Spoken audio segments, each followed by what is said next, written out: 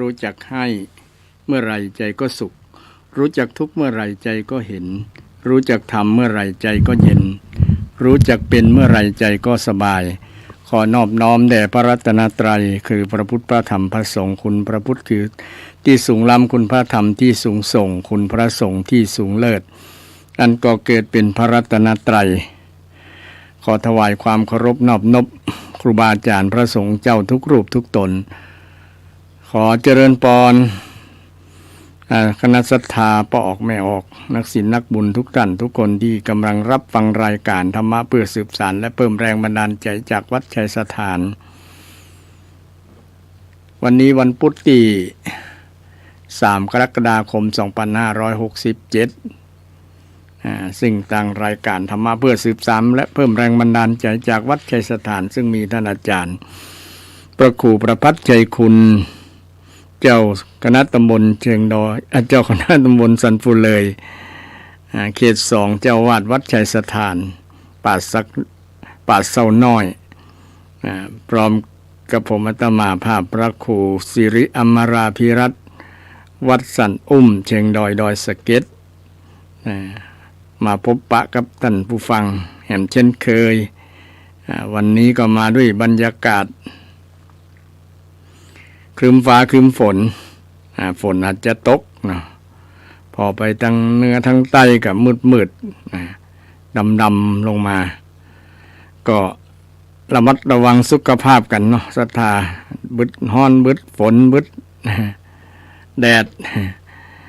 เดี๋ยวสุขภาพจะเป็นหวัดเป็นไอกันได้ด้วยความปรารถนาดีจากรายการธรรมะเพื่อสืบสานและเพิ่มแรงบันดาลใจจากวัดชัยสถานวันนี้มาจ้าไปสัก 4-5 นาทีก็ขอสุมาภัยมาจ้าดีกว่ามาควาย มาจ้าดีกว่าบ่มานะวันนี้ก็คือเติงหาศรัทธาท่านผู้ฟังทั้งหลายก็มาปากับท่านผู้ฟังอย่างเช่นเคยนำธรรมะมงคลมาฝากบ่มีหยังตีมาฝากศรัทธานอกจากธรรมะของพระพุทธเจ้านำมาฝากกันเป็นมงคลชีวิตได้ฟังเทศน์ฟังธรรมช่วงบ่ายโมงนี้ก็เป็นบรรยากาศที่เหมาะแก่การฟังธรรมโดยเฉพาะฟังอยู่ที่ห่มต้นไม้อยู่ในเฮือนเย็นๆสบายๆฟังเปิดวิทยุระบบ FM คลื่น 104.5 เมกะเฮิรตซ์ซึ่งตั้งรายการได้จัดรายการเริ่มตั้งแต่เวลาบ่ายโมงถึงเวลา3 โมงเป็นเวลา2 ชั่วโมงเต็มท่านผู้ฟัง2 ชั่วโมงเต็มนี้ฟังเต็มอิ่มฟังจนกายพุ่นละเนาะ มีเรื่องราวอย่างต่างๆอยากจะมาถามมาคุยมาวิสัชนาพุทธาวิสัชนากันก็เรียนเชิญเจริญพรได้ที่หมายเลข 0531143332 0531143332 0531143332 ฟังแล้วมีความสงสัยกึดใดอยากจะถามอยากจะสนทนาอยากบอกความรู้เป็นการเอื้อเฟื้อเผื่อแผ่ความรู้เป็นวิทยาทานก็ยินดีที่จะรับโทรศัพท์ที่0531143332 0531143332ก็โทรเข้าที่รายการได้โทรสดๆให้คนอื่นได้รับฟังกันไปโดยจะได้บุญได้กุศลไปเห็นต่อหนึ่งวันนี้ก็จะนำรายการมาปากับศรัทธาญาติโยมเช่นเคยพุทธิแล้วก็อู้เรื่องการที่เฮานี้นำธรรมะมาใจทำคำสอนของพระพุทธเจ้าเนี่ยอยู่ที่การนำมาใจเป็นการปฏิบัติธรรมแต่ละคนก็ปฏิบัติธรรมกันคือปฏิบัติตามหน้าที่การทำตามหน้าที่ก็คือการปฏิบัติธรรมพุทธิแล้วก็อู้เรื่องหน้าที่ของพ่อแม่แล้วก็หน้าที่ของลูก วันนี้ก็ขอนำเรื่องหน้าที่ของสามีกับภรรยามาอู้ให้ศรัทธาท่านผู้ฟังกันนะหน้าที่ของภรรยาบางคนก็ทำหน้าที่ได้ครบถ้วนบริบูรณ์บ่บกบ่พร่องเต็มก็ในส่วนนี้ก็ต้องอนุโมทนาเรามาตรวจตราทบทวนหน้าที่ของเขาว่ามีอย่างพ้องหน้าที่ของสามีเปิ้นว่ามี5อย่างสามีดีมี5ท่านว่าไว้1ใส่ใจยกย่องประคองขวัญ2ไม่ดูถูกภรรยาให้จาบัน3ไม่นอกใจภรรยาให้วางวาย4มอบความเป็นใหญ่ให้เสร็จสับ5ให้เครื่องประดับสำหรับร่างสมบัติ5มีครบจบไม่จางเป็นแบบอย่างสามีดีนักแลมี5อย่างสามีคนใดที่ได้ภรรยาแล้วทำหน้าที่ครบประการนี้ถือว่าทำสิ่งที่เป็นมงคลทำสิ่งที่เป็นมงคลให้เกิดกับชีวิตตัวเก่าปฏิบัติต่อภรรยาจะได้1เป็นว่า1ใส่ใจยกย่องประคองขวัญต้องยกย่องยกย่องว่าเป็นภรรยานี่คือภรรยาของเรานี่คือแม่ของลูกนี่คือส่วนหนึ่งของชีวิตต้องให้การยกย่องด้วยใจแท้ๆไม่ใช่ว่ายกย่องด้วยกระปากไม่ใช่ว่าจีบกันใหม่ๆนี่โอ้อู้กันคนละเรื่องละราวยัดดีละแต่ว่าพออยู่กันเมินบ่ฮือความเคารพยกย่องกันเลยว่ากันอย่างบ่ฮือเกลียดกันเนาะบ่ฮือเกลียดกันพอเป็นอย่างบ่ใช่ภรรยานะเบิ่นว่าภรรยากับสามีภรรยามี6ประเภทมี6ประเภทภรรยาหรือสามีประเภทแรกเนี่ยเปรียบเหมือนเพชฌฆาตเพชฌฆาตนี่คือเป็นคนเจ้าอารมณ์ขี้มิ่งขี้โคตรถ้าเป็นพ่อใจเป็นสามีก็ชอบทำร้ายทุบตีภรรยาถ้าเป็นภรรยาก็ชอบ มีลักษณะอารมณ์ฉุนเฉียวชอบคมจนสามีกลัวบางคนกลัวเมียหรอศรัทธาท่านผู้ฟัง กลัวเมียเสียงดังกับเมียตัวใหญ่กว่ากันเนี่ยเพราะว่าเมียขู่เรื่องใจกำลังตัวใจเสียงด้วยคมสามีเลยกลัวก็มีนี้เป็นเพชฌฆาตเปรียบเหมือนเพชฌฆาตภรรยาเพชฌฆาตมาฆ่าแต่มีฆ่าแต่ก็บางคนเนี่ยนะฮักกันถึงครั้งแรกอยู่กันเมินๆกับใกล้กันนอกใจกันแล้วจะฆ่ากันแล้วก็เนี่ยนะฆ่ากันวางแผนกับจู้จะเป็นปอดใจก็ตามเป็นแม่ยิงก็ตามฝ่ายสามีก็ตามฝ่ายภรรยาก็ตามคิดฆ่ากันนะฆ่าเอาสมบัติแล้วจะไปอยู่กับจู้กับคนใหม่กับคนใหม่ก็มีนักอันนี้เปิ้นฮ้องว่าสามีหรือภรรยาเป็นเพชฌฆาตเปรียบเหมือนเพชฌฆาตข้อต่อมาข้อที่2เปรียบเหมือนโจรเปรียบเหมือนโจรเปรียบเหมือนขโมยเมียเก็บสตางค์ไว้ที่ไหนเก็บสตางค์ไว้ที่ไหนผัวก็ไปหันไปปะก็เอาลักมาไปใจไปเล่นแทนที่จะเก็บเงินส่วนที่ภรรยาเก็บรักษาไว้ไปเป็นขโมยลักขโมยลักของโจรก็มี ภรรยาก็ไปลักเงินสามีก็มีนี่เปรียบเหมือนโจรเหมือนกันใจเงินเก่งประมาณนี้เนาะบริหารเงินบ่จ้างใจเงินเก่งก็เลยทำเพื่อเปิ้นเปรียบอุปมาไว้เปรียบเหมือนโจรบอกว่าจะเป็นสามีก็ตามภรรยาก็ตาม เปรียบเหมือนโจรใจเงินเก่งจนเป็นหนี้เป็นสิน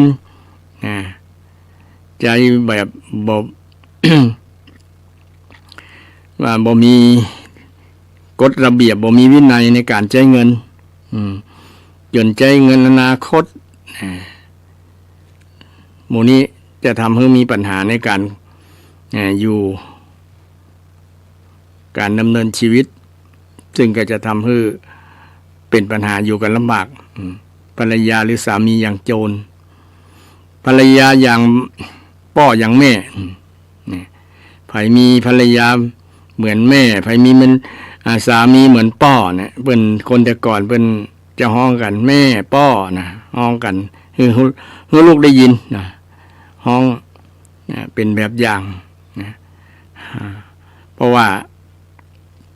จะนับถือกันนับถือเหมือนแม่นับถือเหมือนพ่อแม้แต่คนในสมัยพุทธกาลเนี่ยอย่างแม้แต่พ่อผัวของนางวิสาขาเนี่ยก็นับถือลูกเหมือนแม่นะเพราะว่ามีคุณธรรมสูงนะมีคุณธรรมสูงจนพ่อผัวนี้เคารพเหมือนกับแม่ก็เลยห้องแม่นั่นแม่นี่จริงๆเป็นรุ่นลูกกันนะอายุน้อยกว่าแต่ว่าคุณธรรมสูงกว่าแต่เคารพลูกสะใภ้เนี่ยนะเคารพลูกสะใภ้ด้วยใจคำว่าแม่นะเคารพความคุณงามความดีเคารพคุณธรรมอันนี้สามีภรรยาเปรียบเหมือนพ่อเหมือนแม่บิดามารดาเนาะประเภทที่3ประเภทที่4เปรียบเหมือนพี่เหมือนน้องเปรียบเหมือนพี่เปรียบเหมือนพี่เหมือนน้องเหมือนพี่เหมือนน้องจะอยู่ด้วยกันแบบฮักเหมือนพี่เหมือนน้องบางครั้งก็พี่น้องก็ปรึกษาหารือกันมีความสุขความทุกข์อย่างนี้ก็เปิ่งปลาใส่กันได้ภรรยาสามีก็เช่นเดียวกันบางครั้งก็ทำปฏิบัติตัวเหมือนพี่เหมือนน้องอยู่กันไม่ใช่คู่รักคู่ครองแต่ว่าทำมีความรู้สึกว่าเหมือนพี่เหมือนน้องความอบอุ่นอยู่ด้วยกันกับเหมือนพี่เหมือนน้องอยู่ด้วยกันเมินไปอันนี้เป็นอุปมาประมาณเหมือนพี่เหมือนน้องเหมือนอย่างเหมือนทาสเนี่ยเหมือนผู้รับใช้เหมือนผู้รับใช้คำว่าเจ้าบ่าวเจ้าสาวนะเจ้าบ่าวแปลว่าผู้รับใช้ใหญ่นะเจ้าแปลว่าใหญ่บ่าวแปลว่าผู้รับใช้ ฉะนั้นสามีจึงเป็นผู้รับใช้ใหญ่นะ ผู้รับใช้ใหญ่นะบ่าวแปลว่าใหญ่เหรอนะเจ้าแปลว่าใหญ่บ่าวแปลว่าผู้รับใช้รับใช้ รับใช้เมียนะจะว่าเป็นทาสก็มันรุนแรงไปเนาะ เป็นผู้รับใช้เป็นว่าทาสรักทาสไอ้นี้อย่างก็ทำทุ่มเทให้หมดทุกอย่างทุ่มเทจิตทุ่มเทใจทุ่มเทกำลังเนี่ยนะคือกับสามีก็ดีคือกับภรรยาก็ดีต่างคนต่างปฏิบัติกันนะเปิ้นว่าทำงานทุ่มเทอย่างเป็นทาสกรรมกรนะทุ่มทั้งนี้ก็เพื่ออนาคตของครอบครัวนั่นเองนะนี่เพื่ออนาคตของครอบครัว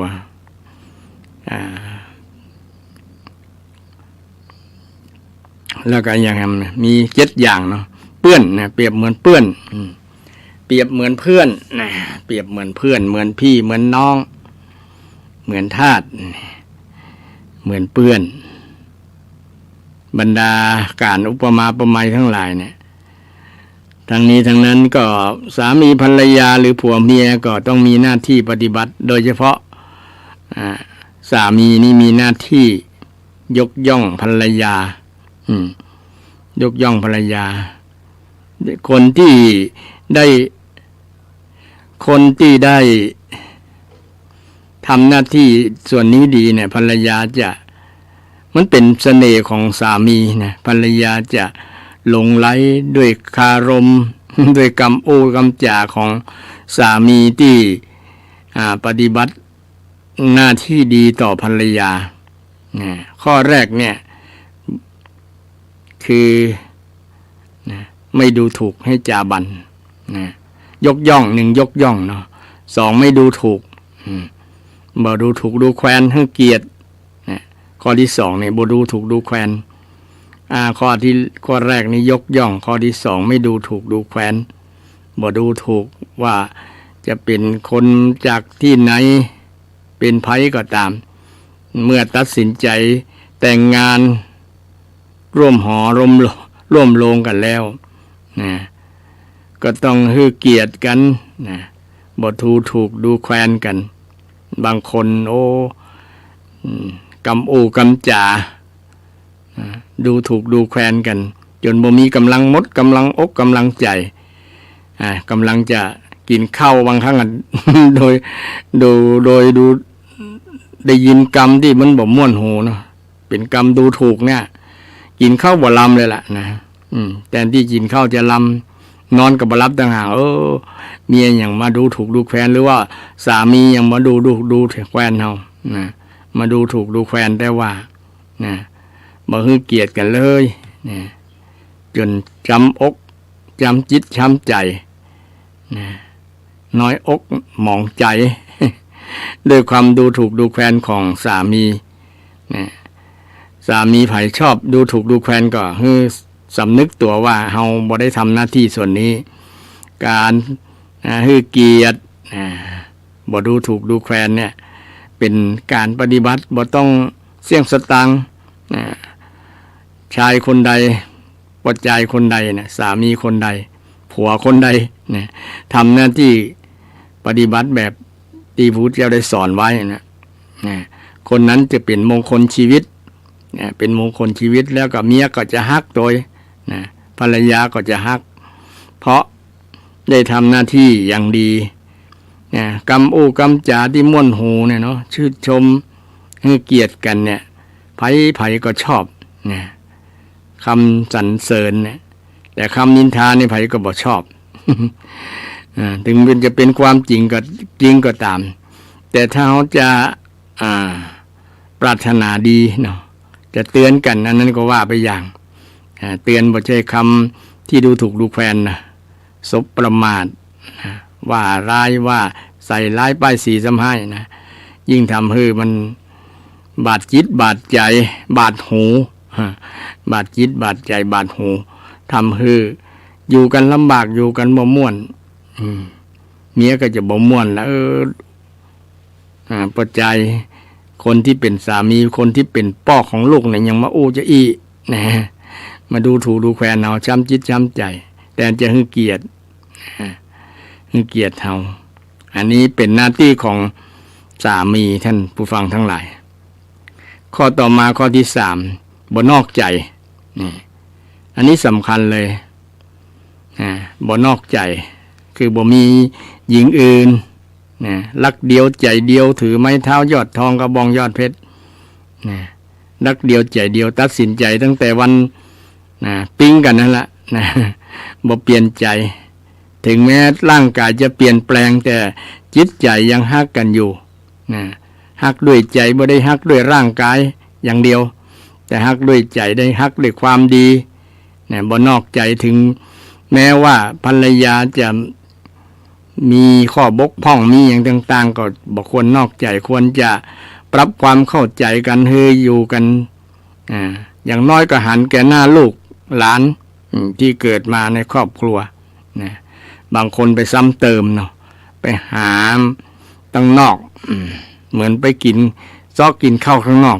น้ำพริกถ้วยเก่าบ่ลำกะน้ำพริกถ้วยเก่าบ่ลำไปกินถ้วยใหม่ไปกินอันอย่างแปลกๆรสชาติใหม่ๆเนี่ยประมาณนั้นพ่อบ้านไปขอปกติเพิ่นว่าปัจจัยนี้จะเป็นคนเจ้าจู้ เจ้าจู้แต่มีหญิงเนี่ยถ้าได้ทวงสิทธิ์ว่ามีหญิงกับเจ้าจู้ได้เนี่ยปัจจัยจะว่าจะได้จะว่าเป็นอย่างอื่นสังคมจะมองว่าไม่หญิงวันทองสองใจอันอย่างสะพะอย่างละที่สังคมจะตราหน้าประนามแต่ที่สำคัญถ้าปัจจัยเป็นรักแล้วเนี่ยเ เป็นหลักคือฮักเดียวใจเดียวนะภรรยาถึงบ่นอกใจนะภรรยาถึงฮักนะภรรยาถึงเอาอกเอาใจมีหยังก็ปฏิบัติกันอย่างดีในฐานะสามีภรรยานี่เป็นข้อปฏิบัติต่อกันท่านผู้ฟังทั้งหลายสามีบางคนนี่คิดนอกใจหยุดเลยเพราะว่ามันคัดต่อคำสอนคัดต่อคำสอน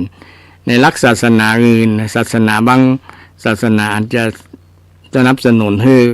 ปัจจัยมีเมียได้หลายคนนะแต่พุทธเนี่ยคือฮักเดียวใจเดียวพี่น้องศรัทธารัสันโดษเนี่ยยินดีในภรรยาตัวเก่าเนี่ยบอกให้ไปยินดีในภรรยาคนอื่นนะหรือว่า ภรรยาต้องเป็นภรรยาของคนอื่นนะสมัยนะ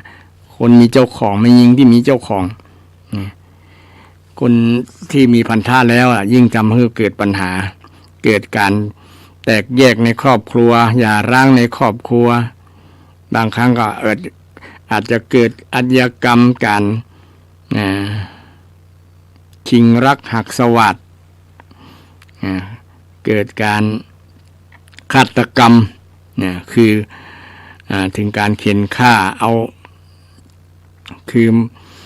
ล้างแค้นชำระแค้นเพราะไปแย่งคู่รักคู่ครองกันแต่สำคัญคนที่เป็นปัจจัยเนี่ยควรจะฮักโดยเฉพาะฮักจิตฮักใจฮักความดีของภรรยาเนี่ยภรรยามีดีอย่างพ่องทหารความดีของภรรยาน่ะก็ควรทนุถนอมน้ำใจของภรรยาบ่ควรไปทำร้ายจิตใจของภรรยาด้วยการมีใจออกห่างนอกใจเนาะนอกใจทำให้ภรรยาช้ำจิตช้ำใจบางครั้งก็ประชดประชันกันก็มีนะคุณมีได้เฮาก็มีได้ฉันก็มีได้เธอมีได้ฉันก็มีได้นะมันก็เป็นปัญหาแตกแยกกันนะลูกบอกฮู้จะไปหันหน้าไปเปิ้งไผไปอยู่กับไผนะแยกทำให้แตกแยกครอบครัวแตกแยกเป็นปัญหาต่อลูกต่อหลานแฮมนี่เป็นปัญหาหลายๆอย่างถ้าคนละกันทำหน้าที่โดยเฉพาะปัจจัยที่เป็นทำหน้าที่เป็นสามีเป็นผัวนี่แหละนะเป็นผัวเป็นสามีเนี่ยควรที่จะฮักเดียวใจเดียวบ่นอกใจภรรยาบ่นอกใจภรรยาเพราะสังคมที่เกิดเรื่องราวเกิดข่าวมีข่าวต่างๆเกี่ยวกับเรื่องความรักใคร่ๆต่างๆเนี่ยมันมาจากสาเหตุนี่แหละสาเหตุรักๆใคร่ๆเนี่ยเกี่ยวกับคนบ่ฮักเดียวใจเดียวบอกว่าจะเป็นปอดใจก็ดีไม่ยิ่งก็ดีนะมันทำให้เกิดปัญหาเกิดปัญหาข้อต่อมาก็คือมอบความเป็นใหญ่นี่ความเป็นใหญ่ให้ภรรยาความเป็นใหญ่อย่างพ่องอย่างที่จะเป็นใหญ่เกี่ยวกับเรื่องการเรื่องงานเนาะเรื่องในบ้านในเฮือนในครัวเนี่ยนะการจัดงานกับมอบเพื่อเลยนะบางครั้งก็มอบตำแหน่งนั้นตำแหน่งนี้ให้เกียรตินั่นเองเนี่ยมาจากการให้เกียรตินะภรรยาก็จะภาคภูมิใจโอ้นะสามีของเฮาผัวเฮาเนี่ยนะเปิ้นดีเนาะนะใจกว้างมอบความเป็นใหญ่ที่สำคัญมอบเรื่องสิ่งที่เป็นใหญ่ให้จัดการก็คือเรื่องเงินนี่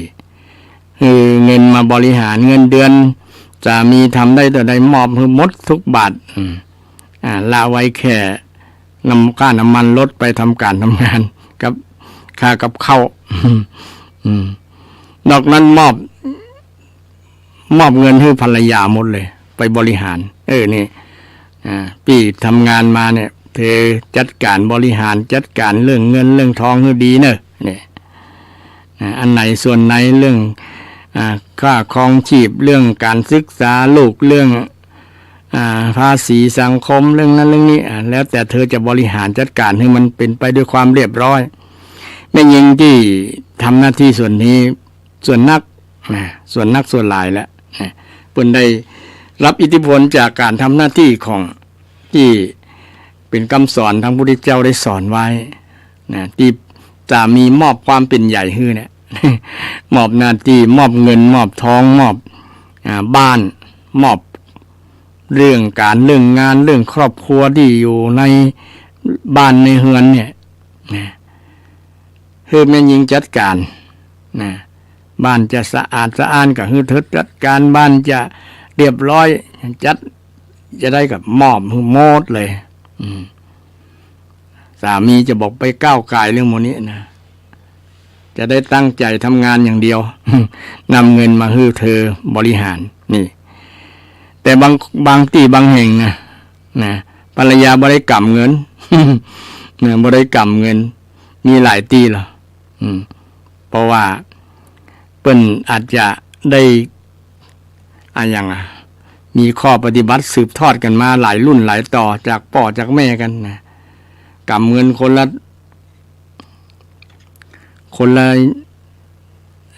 ตีกำไผกำมันนะกำไผกำมันบ่แบ่งบางครั้งก็จ่ายไผจ่ายมันก็มีเป็นอันเหมือนกับคนที่บ่ได้ครอบครัวเดียวกัน บ่ค่อยเชื่อครอบครัวเลยที่สำคัญก็คือบ่มอบความเป็นใหญ่ให้ภรรยานั่นเองโดยเฉพาะเรื่องเงินเรื่องทองภรรยาจะขอสตางค์ไปซื้อกับข้าวมาแป่งกับข้าวล้ำๆก็บอกบ่ฮื้อเอา100เดียวก็พอละ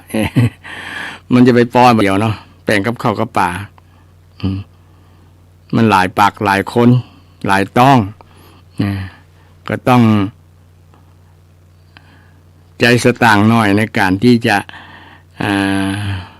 ใจในค่าครองชีพเรื่องกินเรื่องอยู่เรื่องสปะอย่างเนาะเรื่องภาษีสังคมเนี่ยมูนิตไอ้สามีต้องหันความสำคัญหันความสำคัญเพราะว่าภรรยาจะบริหารไปได้ก็ต้องอาศัยเงินหมู่นี้นะบริหารงานบริหารเงินหลายๆอย่างเป็นนักบริหารอยู่แล้วนะถ้ามอบ โดยเฉพาะสามีเนี่ยมอบความเป็นใหญ่ให้กับภรรยาก็จะได้จัดการจัดงานให้มันเกิดความเรียบร้อยนะเกิดความเรียบร้อยท่านที่เป็นสามีลองทบทวนดูว่าเฮามอบความเป็นใหญ่ส่วนนี้ให้ภรรยาก็บางคนกลัวมันเอาไปซื้อหวย กลัวเอาไปนั่นเอาไปนี่สักป้าอย่างนะกลัวไปซื้อของกินลำแต่เพราะมัน ยิ่งแก่ตัวมาก็ยิ่งคิดจิบ่ค่อยฮื้อกันบ่ค่อยแบ่งปันถ้าได้กันใหม่ๆแต่งงานกันใหม่ๆนี่อันอย่างกับทูลโมดนะมอบมือโมดมอบความเป็นใหญ่แต่พอแก่ตัวมามีลูกมีหลานแล้วก็ต่างคนต่างอยู่ต่างคนต่างใจนะบ่เหมือนแต่ก่อนบ่เหมือนแต่ก่อนเพราะ มันการเวลาเปลี่ยนไปใจคนก็เปลี่ยนไปตัวเนาะใจคนก็เปลี่ยนตามการเวลาแต่ถ้าเปลี่ยนในทางที่ดีเนาะเปลี่ยนในทางที่ดีแต่สิ่งที่อยู่อย่างเก่าก็คือหน้าที่เนี่ยถึงการเวลามันจะเปลี่ยนไปกี่ปีก็ตามแต่หน้าที่เขาคงปฏิบัติต่อกันอยู่ดีนะสามีก็ปฏิบัติตามที่พระพุทธเจ้าได้สอนไว้5อย่างเนี่ย1ใส่ใจยกย่องประคองขวัญ2ไม่ดูถูกภรรยาให้จาบัน3ไม่นอกใจจนวายปราณ4มอบความเป็นใหญ่ให้เสร็จสับข้อที่5นี้ให้เครื่องประดับสำหรับร่างให้เครื่องประดับสำหรับร่างคือยามวันเกิดวันแต่งงานก็ยาม เวลาเหมาะก็ซื้อนั่นซื้อนี่มาให้ภรรยานะเครื่องแต่งตัวเครื่องเสื้อผ้าอาภรณ์นะหรือแหวนเพชรเครื่องประดับสำหรับร่างนะหรือว่าทองตามที่เราพอที่จะทำได้ภรรยากับจะปลื้มใจบางคนให้เลยเนาะโอ้สามีเรามีจิตมีใจมอบสิ่งที่ดีต่อแก่ชีวิตเราเนี่ยภาคภูมิใจไผเคยมีสามีมอบสิ่งเครื่องประดับซื้อเสื้อให้งามๆซื้อผ้าให้งามๆซื้อเครื่องประดับมาประดับกับร่างกายเนี่ยลองนึกพอบางคนนึกบอกบ่เคยเลย แต่งงานกันมาเกือบตายละกันนี่บ่เคยมีเตื้อสองเตื้อใหม่ๆนั่นละนอกนั้นหายแซบ เพราะว่ามันการเวลาเปลี่ยนไปอย่างนั้นแหละถ้าอยากจะทำหน้าที่ให้บริบูรณ์สมบูรณ์ก็ควรหรือมอบเครื่องประดับมอบสิ่งที่เป็นสิ่งที่เป็นมงคลชีวิตกับหูก็ได้นะเช่นกำอูกำจ่าเนี่ยมอบให้กันบ่ต้องเสี่ยงสตางค์สักบาทก็ถือว่าเป็นเครื่องประดับอย่างหนึ่งประดับหู ประดับหูนะได้ยินฟังกำอูกำจ่าเมียก็ม่วนใจแล้วบ่ต้องได้เสี่ยงละนะ สามีบ่ต้องได้เสี่ยงสักบาทแต่อูจ่ากันม่วนนะภรรยาได้ยินกำอูหวานๆของสามีมันก็ภาคภูมิใจสามีได้ยินเสียงหวานๆกันยามปิกบ้านปิกจองมากินน้ำสักแก้วน้ำเย็นๆสักแก้วมาเตรียมไว้ให้ดื่มเตรียมเสื้อผ้าไว้ให้สำหรับเปลี่ยนเตรียมผ้าไว้สำหรับอาบน้ำนี่เหล่านี้เป็นหน้าที่ภรรยาที่ได้รับอิทธิพลจากพุทธศาสนาพุทธเจ้าก็สอนหมดทุกอย่างญาติโยมบอกว่าจะเป็นคนเป็นทำหน้าที่อย่างทำหน้าที่ลูกทำหน้าที่พ่อแม่ทำหน้าที่สามีทำหน้าที่ภรรยาข้อ5ข้อสุดท้ายของสามีก็คือมอบเครื่องประดับมอบสิ่งที่ดีให้กับชีวิตของภรรยาได้แม้แต่ดอกไม้มอบให้ก็มีความหมายเนาะดอกไม้มอบให้กับภรรยาแต่ถ้าแก่ตัวมามันก็บ่เปิงนะ มอบเหมือนกับละอ่อนเหมือนกับวัยรุ่นเขาจะว่าแต่มันอาจจะเกยไผ่เกยมันก็เป็นการย้อนระลึกคุณวันยังหวานอยู่วันยังหวาน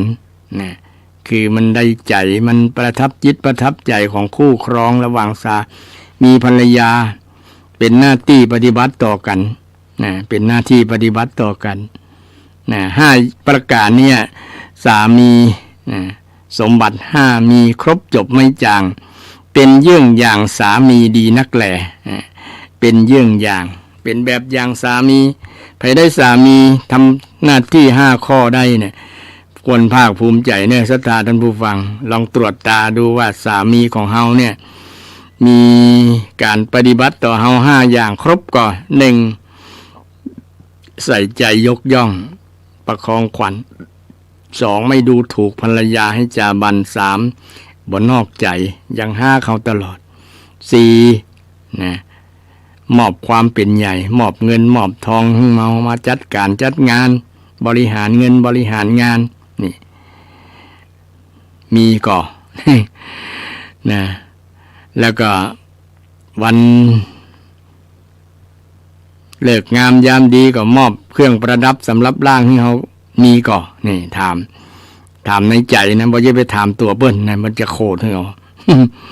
ถ้ามีก็แสดงว่าเขาโชคดีละได้สามีทำหน้าที่ครบ5ประการได้สามีทำหน้าที่ครบ5ประการก็ควรภรรยาก็ควรภาคภูมิใจโอ้โชคดีแล้วเป็นมงคลชีวิตแล้วที่ได้สามีถึงจะบ่รอแต่น้ำใจรอ ถึงจะบ่รูปสวยน้ำใจดีทำหน้าที่ครบถ้วน ก็ควรภาคภูมิใจภรรยาก็ควรภาคภูมิใจนะนี่แหละพระเอกในดวงใจของเฮา เนี่ยควรภาคภูมิใจว่าเพิ่นได้ทำหน้าที่ตามกับหลักคำสอนทางพุทธศาสนาที่พระเจ้าได้สอนไว้ทุกเพศทุกวัยทุกหน้าที่เกี่ยวกับคนมดทุกอย่างในโลกนี้บ่มีเว้นศรัทธาสอนหมดเลยสอนหมดแล้วแต่เราจะนำไปประพฤติปฏิบัติได้ก่อยต้องถามตัวเก่านำไปพฤติปฏิบัติได้ก็บ่เสี่ยงหลายบ่ต้องเสี่ยงสักบาทก็ได้ทำหน้าที่5ประการแต่ว่าข้อที่4จะได้เสี่ยงนั้นข้อที่4กับที่5ได้เสี่ยงน้อยเนาะคือมอบความเป็นใหญ่เนี่ยนะโดยเฉพาะเรื่องเป็นใหญ่เรื่องเงินเรื่องการบริหารเงินเนี่ยนะก็ต้องเอาเงินมาให้โดยเฉพาะสาวภรรยาที่บ่มีการมีงานไปทำงานนอกบ้านแต่ว่าทำงานในครอบครัวทำงานครัวงานเรือนงานบ้านเนี่ยก็นักอยู่ต้องดูแลเรื่องยิ่งบ้านหลังใหญ่ยิ่งมีหลายเป็นครอบครัวใหญ่ก็ยิ่งต้องดูแลรับผิดชอบสูงอันนี้สามีก็ต้องเสี่ยงต้องลงทุนน้อยแต่ถ้าได้ทำแล้วก็ถือว่าสามีก็ควรภาคภูมิใจว่าเขาได้ทำหน้าที่5ประการครบถ้วนแล้วมันจะเป็นมงคลชีวิตถ้าลองสังเกตดูครอบครัวไหนที่เพิ่นทำหน้าที่เนี่ยครอบครัวนั้นน่ะจะมีความสุขถึงแม้จะบ่ร่ำบ่รวยแต่ว่าก็มีความสุขได้รับความอบอุ่นเพราะว่าต่างคนต่างปฏิบัติหน้าที่ต่อกันทีนี้เราได้รู้จักหน้าที่ของสามีและของฝ่ายชายแล้วก็มาดูหน้าที่ของภรรยาพ่องภรรยาปฏิบัติต่อสามีจะได้ฝ่ายแม่หญิงปฏิบัติกับฝ่ายพ่อชายจะได้ฝ่ายแม่หญิงเพิ่นบอกว่าเป็นคำก่อนบอกว่าภรรยาดีมี5ท่านว่าไว้1ใส่ใจจัดการงานเคหา2สงเคราะห์ญาติผัวตัวไปมา3เสน่หาสามีไม่นอกใจ4รักษาทรัพย์ไว้ดีไม่ให้ขาด5มันปัดกวาดบ้านเรือนไม่เชือนถลายสมบัติ5มีในสตรีใดเธอทำได้นับว่าเลิศประเสริฐดีประเสริฐใครสตรีท่านใดเนี่ยทำได้ที่ทำหน้าที่ภรรยาปฏิบัติต่อสามีปฏิบัติต่อผัวได้1ใส่ใจจัดงานการเคหะตะกี้ได้อู้ว่าผัวในมอบความเป็นใหญ่ให้กับภรรยาก็ต้องจัดการดีการงานเรือนงานครัวงานสปะงานอยู่ในก็ต้องจัดการงานให้เรียบร้อยจัดงานให้เรียบร้อยอย่างนางวิสาขาเป็นแบบอย่างภรรยาที่ดีปฏิบัติต่อสามีธนัญชัยเศรษฐีพ่อของวิสาขาสอนลูกนางวิสาขาก็ได้คุณธรรมจากพ่อคุณธรรม10ประการศรัทธาคงเคยได้ยินเนาะว่าไฟในอย่านำออกไฟนอกอย่านำเข้าคงเคยได้ยินก่อนที่นางวิสาขาจะไปอยู่บ้านโดยสามีคนอินเดียนี่จะไปอยู่โดยฝ่ายชายพ่อชายจะต้อนรับแม่หญิง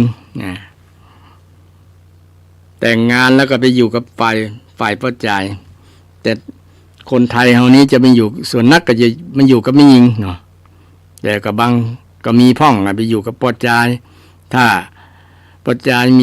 บ่มีไผแล้วเนาะจะต้องดูแลพ่อแม่ปฏิบัติต่อพ่อต่อแม่ก็ไปอยู่ตัวพ่อชายหรือว่ามีลูกหลายคน ก็ไปอยู่ตัวพ่อจ่ายแต่ส่วนแม่ยิงเนี่ยต่างอินเดียส่วนนักส่วนหลายเพิ่นจะไปอยู่ตัวพ่อจ่ายนางวิสาขาก็เช่นเดียวกันนางวิสาขานี่เป็นบุคคลที่มีคุณธรรมตั้งแต่7 ขวบที่เป็นพระโสดาบันศรัทธา7 ขวบได้เป็นโสดาบันแล้วเป็นอริยบุคคลแล้วนะแต่ก็ยังมีลูกเต้าหลานเลนเต็มบ้านเต็มเมืองอยู่นะแต่มีคุณธรรมที่เป็นลักให้กับพระพุทธศาสนานะนางก็ได้แปลงวัดแปลงวาชื่อว่าบุปผารามนะเนาะแล้วก็ได้อุปถัมภ์ประทากเวลาไปวัดไปวาเนี่ยนางวิสาขานี่จะมีอย่างติดไม้ติดมือติดไม้ติดมือไปจนเป็นที่สังเกตของภิกษุว่ามื้อนี้จะเอาอย่างมาเนาะพอที่มือนางที่มือนางวิสาขานะบ่พอที่ไหนนะพอที่มือวันนี้จะได้กินอย่างฮะประมาณนั้นนะได้กินอย่างจะเอาอย่างมา3 คาบ 3 เวลาคาบเจ้าก็เอาเข้ายาคูข้าวต้มเนี่ยยาคูมาถวายคาบเพนก็เอาข้าวสวยเข้ามุนีมาถวายยามแรงๆก็นำน้ำปานะมาถวายติดไม้ติดมือมาตลอดซึ่งก็เป็นบุคคลสำคัญในโลกทีเดียวล่ะที่เป็นบุคคลที่ถูกกล่าวมาจนถึงปัจจุบันเนี่ยเป็นแม่หญิงที่ทำหน้าที่ของภรรยาที่ดีและก็ทำหน้าที่ของลูกสะใภ้ที่ดีโดยการรับการอบรมจากปู่จากป้อ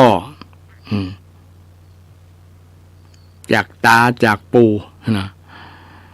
จากป้อตัวเก่าธนัญชัยนี่เป็นป้อเนาะธนัญชัยก็อบรมถ้าไปอยู่บ้านเนี่ยไฟในอย่านำออกเน้อไฟในอย่านำออกไฟนอกอย่านำเข้า1 ไฟในอย่านำออก2 ไฟในอย่านำเข้าไฟในอย่านำออกไฟนอกอย่านำเข้า2 ไฟนอกอย่านำเข้า3ฮื้อคนที่ฮื้อ4บ่ฮื้อคนที่บ่ฮื้อ5ฮื้อคนที่ฮื้อแล้วคนบ่ฮื้อ6นั่งฮื้อเป็นสุข7นอนฮื้อเป็นสุข8ปูจาไฟ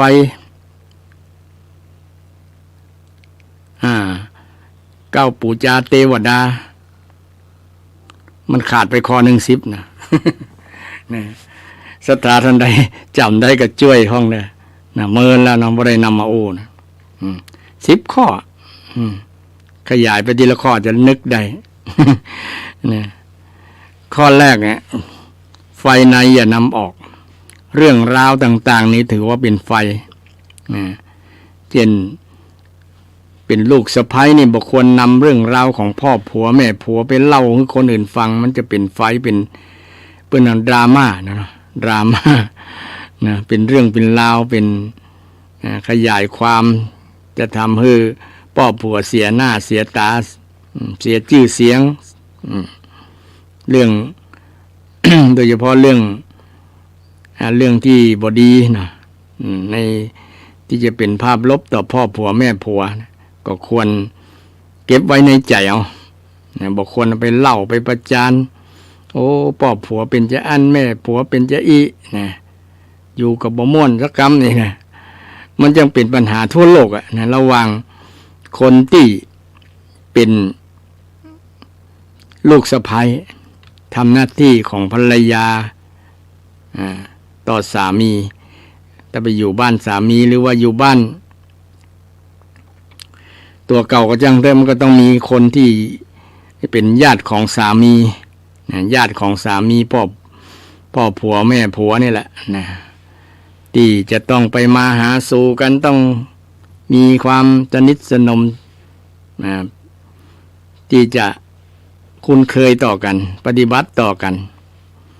มันก็ต้องไปมาหาสู่กันต้องเกี่ยวข้องเกี่ยวโยงกันเนาะทำให้ต้องมีการปฏิบัติอย่างต่อกันนะในส่วนนี้เองก็จะเป็นท่าทีของภรรยาคนที่ทำหน้าที่เป็นภรรยาเนี่ยนะภรรยาส่งเคราะห์คนญาติสามีญาติสามีก็คือตั้งแต่พ่อผัวแม่ผัวหรือว่าจะมีพี่มีน้องของผัวตัวเก่าหรือสามีของตัวเก่าเนี่ยเนาะญาติหลายๆฝ่ายโดยเฉพาะญาติของผัวเนี่ยนะต้องปฏิบัติให้ดีต้องเข้ากับเปิ้นได้ส่วนนักก็มันเป็นปัญหาของคนทั่วโลกอย่างที่ว่ามาแล้วไปอยู่บ้านผัวบางครั้งก็ญาติของผัวก็พ่อผัวแม่ผัวนะอาจจะเข้ากันบ่ได้แต่เปิ้นตึงมีคำสอนของธนัญชัยเศรษฐีบอกว่าอย่าเอาไฟมันเป็นไฟอย่าเอาไฟไปเล่าไฟในเรื่องราวของสามีของพ่อผัวแม่ผัวนี่จะไปเล่ามันจะเดือดมันจะเป็นเรื่องเป็นราวบ่เป็นผลดีกับคนที่ทำหน้าที่เป็นลูกสะใภ้หรือว่าเป็นภรรยาภรรยาของลูกบ่าวเปิ้นลูกบ่าวฉะนั้นฝ่ายที่ทำหน้าที่ของความเป็นภรรยาปฏิบัติต่อหน้าที่แต่กี้ได้ปฏิบัติต่อผัวแล้วมันมีหน้าที่ข้อที่สองว่าปฏิบัติต่อคนญาติของผัวสงเคราะห์ญาติของสามีจะเป็นหน้าที่ของภรรยาอย่างที่กี้ได้ยกตัวอย่างของนางวิสาขาธนัญชัยคนที่เป็นพ่อของนางวิสาขาเนี่ยสอนให้นางวิสาขาถ้าไปอยู่ตัวผัวนี่แหละปฏิบัติต่อคนภายในให้ดีเนอะไฟในอย่านำออกและก็ไฟนอกข้อที่สองไฟนอกอย่านำเข้าเรื่องราวข่าวต่างๆเนี่ยมันถือเป็นไฟเป็นความร้อนเป็นเรื่องราวอย่านำมาเล่าอย่านำมาเล่าในบ้านบางครั้งเรื่องราวมันดีก็ถือว่ายังเป็นนั่นอยู่แต่ว่าเรื่องราวที่มันเป็นฝ่ายลบมันกระทบกระทั่งจิตใจของคนในครอบครัวมีพ่อผัวแม่ผัวเป็นต้นเนี่ยจะทำให้เกิดเรื่องราวพ่อผัวแม่ผัวจะบ่เนาะจะบ่ชอบใจจะบ่ถูกใจทำให้อยู่กันยากลำบากอยู่กันแบบบ่สนิทใจฉะนั้นก็อย่าไปเอาไฟนอกอย่าเอานำเข้ามาฟังไว้ใช่ว่าเอาไว้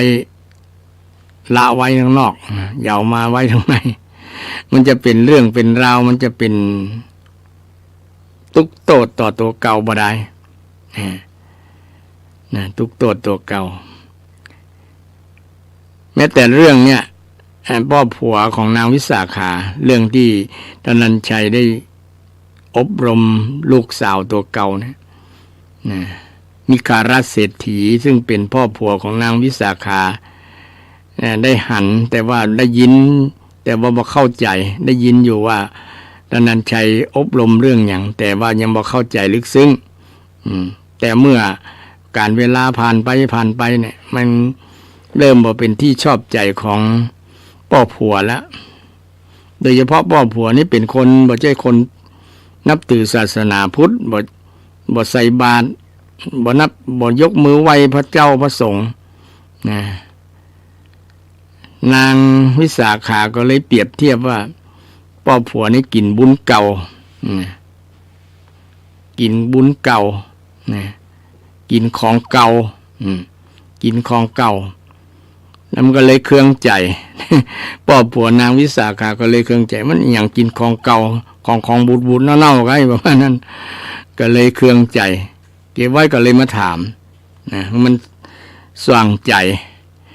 นางก็เลยได้โอกาสที่แรกก็ถึงกับไล่นางวิสาขาออกจากบ้านก่อนหรอพ่อผัวของนางวิสาขาเนี่ยนะมีหลายเหตุหลายอย่างแล้วแต่ก็นางก็เลยมีบุคคลที่จะเป็นพยานสักขีพยานว่าเมื่อจะไปก็ต้องให้คนทั้ง8 คนนี่รับรู้เป็นพยานสักขีว่าข้าเจ้านี่มาด้วยศักดิ์ความเป็นลูกแม่หญิงมีศักดิ์มีสีบอกว่าถ้าไปก็ไปด้วยเหตุผลถ้าจะมาก็มาด้วยเหตุปัจจัยด้วยเหตุผลเช่นเดียวกันจะมาไล่กันแบบนี้ก็ต้องมีเหตุผลชี้แจงอธิบายให้ฟังว่าข้าเจ้านี่จะปิกคืนบ้านด้วยสาเหตุอย่างแล้วก็สาเหตุนั้นน่ะมันเปิงควรก็จะได้อธิบายชี้แจงให้กับพ่อผัวได้ครับฮู้นะพ่อผัวของนางก็ยินดีรับฟังเหตุผลละอธิบายเป็นข้อละอย่างที่กล่าวมาแล้วนะเพราะว่านาง นางวิสาขาเป็นอริยบุคคลข่มจิตข่มใจบอกขี้โคตรนะโคตรเป็นลดลงไป 70% นะโซดาบันเนี่ยนะเหลือสัก20-30เนี่ยนะความโคตรความโลภความหลงแต่ยังมีอยู่นะ นะแต่มันยังเบามันยังเบากว่าคนธรรมดาสามัญคนธรรมดามีเหตุมีผลใช้สติปัญญาในการดำเนินชีวิตนางวิสาขาก็เลย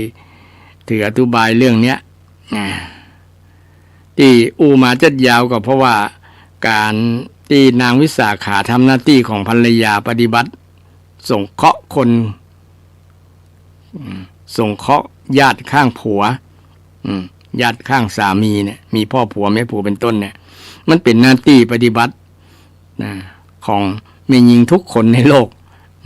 ใครมีพ่อผัวแม่ผัวในปฏิบัติให้ดีปฏิบัติให้ดีสงเคราะห์ด้วยธรรมะด้วยคุณงามความดีเอาเรื่องของนางวิสาขาเป็นต้นแบบเป็นแบบอย่างเช่นที่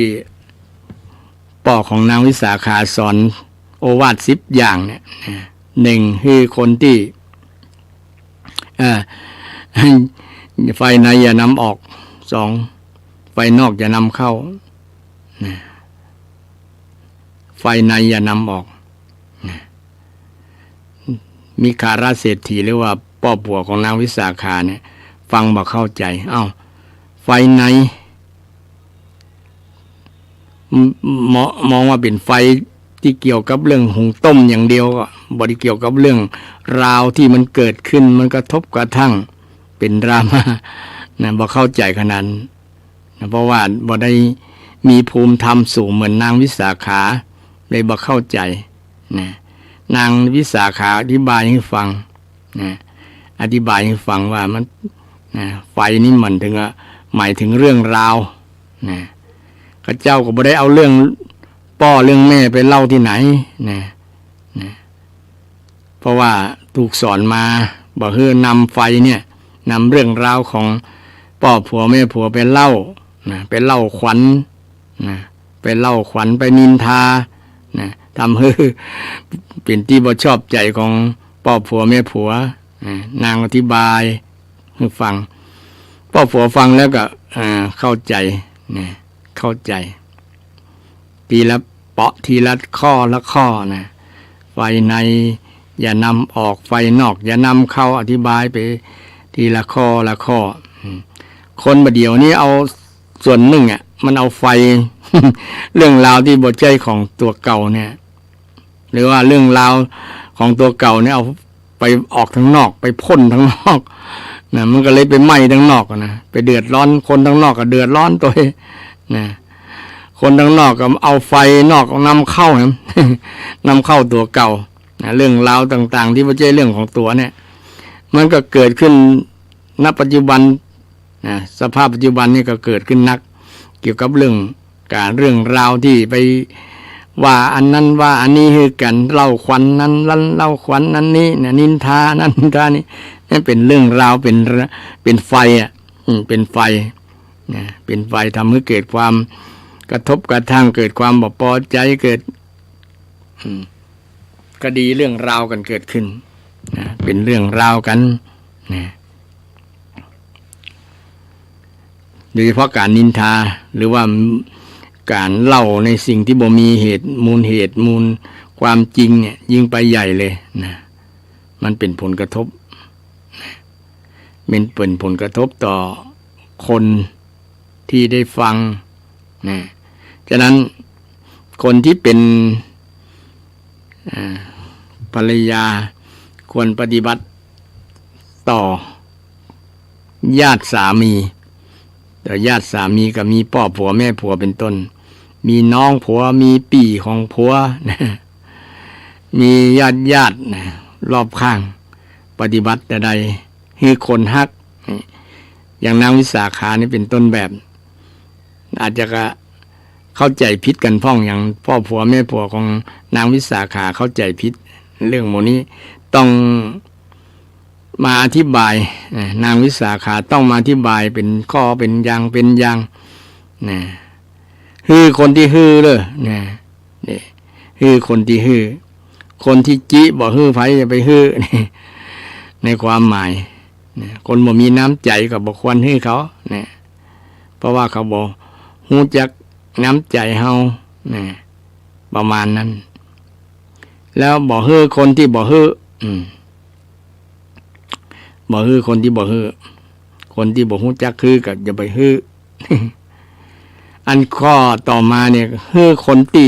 ตั้งฮือแล้วบ่ฮือ นี่เป็นคนใจกว้างนะสอนฮือแม่หญิงที่จะเป็นลูกสะใภ้คนเนี่ยเป็นคนใจกว้างบ่ต้องจำว่าคนนั้นจะฮือบ่ฮือนะถ้าเราอยากจะฮือเขาฮือแล้วมีความสุขให้แล้วมีความสุขเนี่ยให้ไปเลยนะให้ไปเลยไม่ต้องจิบ่ต้องตะนีทีเหนียวพริกมีบ้านเหนือเกลือมีบ้านใต้กับข้าวกับป่าที่มันล้ำกับแบ่งกันคนแต่สมัยก่อนแบบนั้นนะปั่นกันกินบางคนก็ตั้งโฮงตาลก็มีสมัยพุทธกาลนะเนาะมีกินเหลือใจนะเป็นเศรษฐีแล้วก็ตั้งโฮงตาลให้คนผ่านไปผ่านมาได้นะมารับมาใช้บริการส่วนนี้ก็จะได้บุญได้กุศลนี่เป็นข้อปฏิบัติของคนที่เป็นภรรยาปฏิบัติต่อสามีไม่ใช่ปฏิบัติต่อสามีอย่างเดียวคนรอบข้างสามีเมื่อทราบข่าวแล้วก็จะดีใจอย่างสามีของนางวิสาขาเนี่ยหัวนางวิสาขาเนี่ยเข้ากันได้กับคนทุกคนเลยตั้งแต่พ่อแม่ของตัวเก่าบ่มีปัญหาเข้ากันได้สามีก็มีความสุขเขาได้มีเมียดีๆแล้วเมียที่เลิศประเสริฐสีเป็นสีภรรยาเป็นสีภรรยาซึ่ง ก็เป็นที่ภาคภูมิใจของสามีเมื่อทราบข่าวว่าภรรยาตัวเก่าเนี่ยเข้ากับคนรอบข้างได้บอกไปชัก โยงใยให้เป็นศัตรูกันก็มีบางคนแล้วเนาะโอ้เป่าหูคนที่เป็นผัวเป็นสามีเนี่ยฮึพิษกับคนนั้นฮึพิษกับคนนี้นะฮึเข้าข้างตัวเก่าเนี่ยมีอยู่นะแต่ที่จะสร้างมิตรกับสร้างศัตรูนะสร้างมิตรกับสร้างศัตรูอันไหนดีนางวิสาขาเนี่ยสร้างมิตรบ่เคยสร้างศัตรูถ้า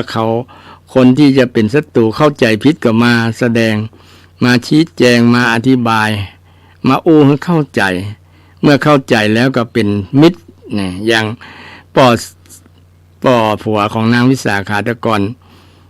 ก็เป็นคนบ่ใจพุทธนะเมื่อนางวิสาขาอธิบายเข้าใจแล้วก็ยอมรับนับถือว่าเป็นบุคคลที่มีคุณธรรมสูงก็เลยนับถือเป็นแม่นะในธรรมบทอธิบายถึงกับนะเข้ามาแล้วก็มาดูดนม มากอดมาดูดนมลูกสะใภ้แล้วก็ห้องว่าแม่แม่แม่นะคืออุปมาอุปไมยประมาณนั้นนะอาตมาได้เรียนก็ขำเหมือนกันว่าคนมีวัฒนธรรมที่ไปอมไปดูดนมของลูกสะใภ้แบบนั้น นะลูกสะใภ้จะบ่อายบ่เนียมกันนะแต่เปิ้นอุปมาอุปไมยมาได้ว่านะนางวิสาขาเปรียบเหมือนมารดาเปรียบเหมือนแม่ในทางธรรมะนะมีคุณธรรมสูงกว่าพ่อผัวแม่ผัวสามารถสอนธรรมพ่อผัวแม่ผัวได้นะสอนธรรมะจนเปลี่ยนศาสนานั่นเองนะแต่ก่อนคนละศาสนา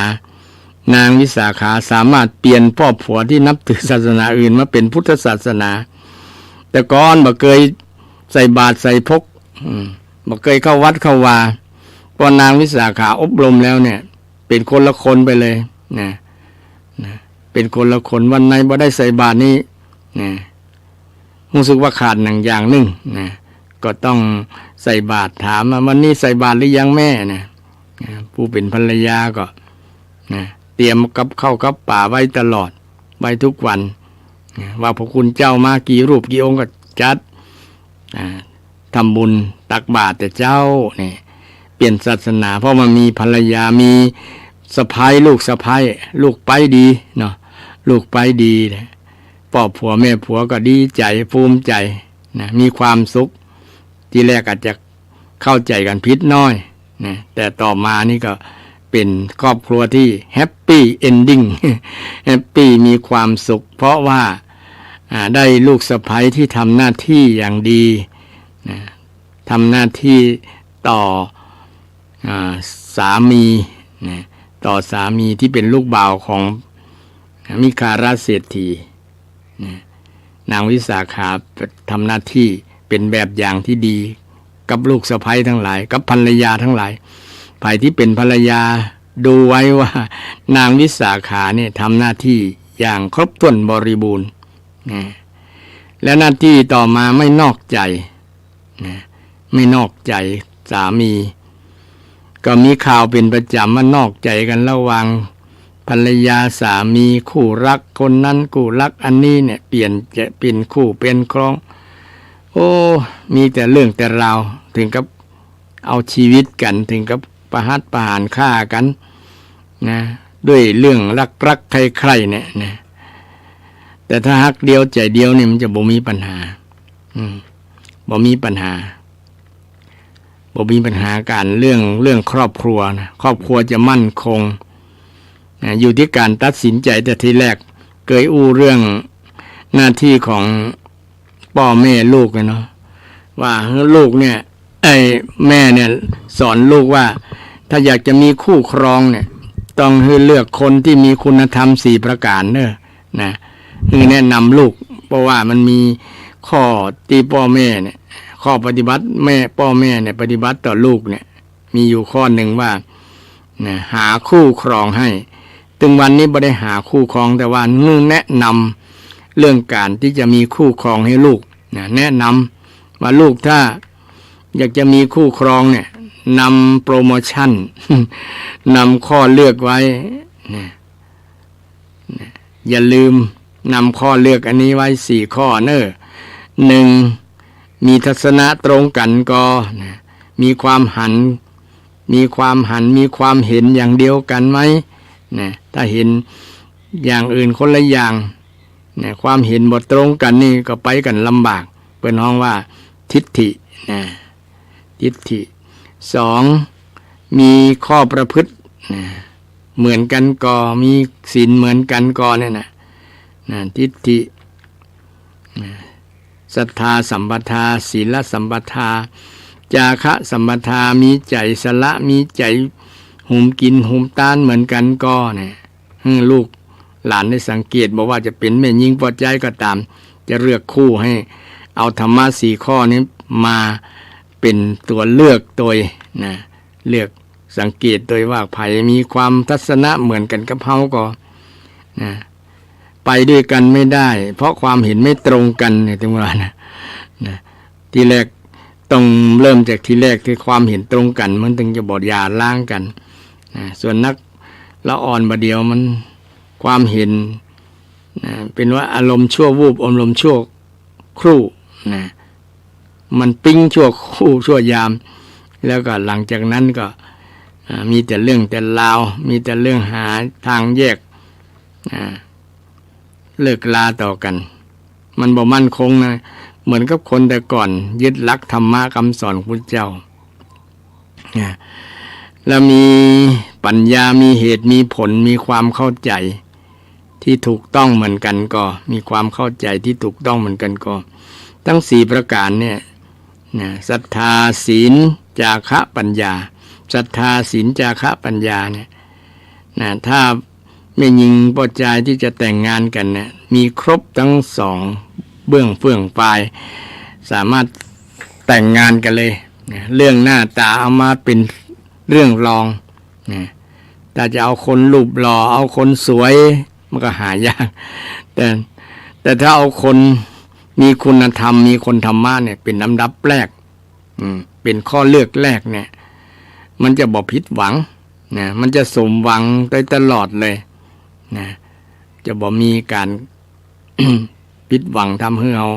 ช้ำจิตช้ำใจเพราะว่าเราเลือกด้วยอาศัยธรรมะเป็นหลักเป็นพื้นนะอย่างอื่นมาเป็นรองนะเรื่องเงินเรื่องทองเรื่องความหล่อนะมาเป็นรองความหล่อความสวยความงามนี่อันนี้เป็นหน้าที่ของพ่อแม่เคย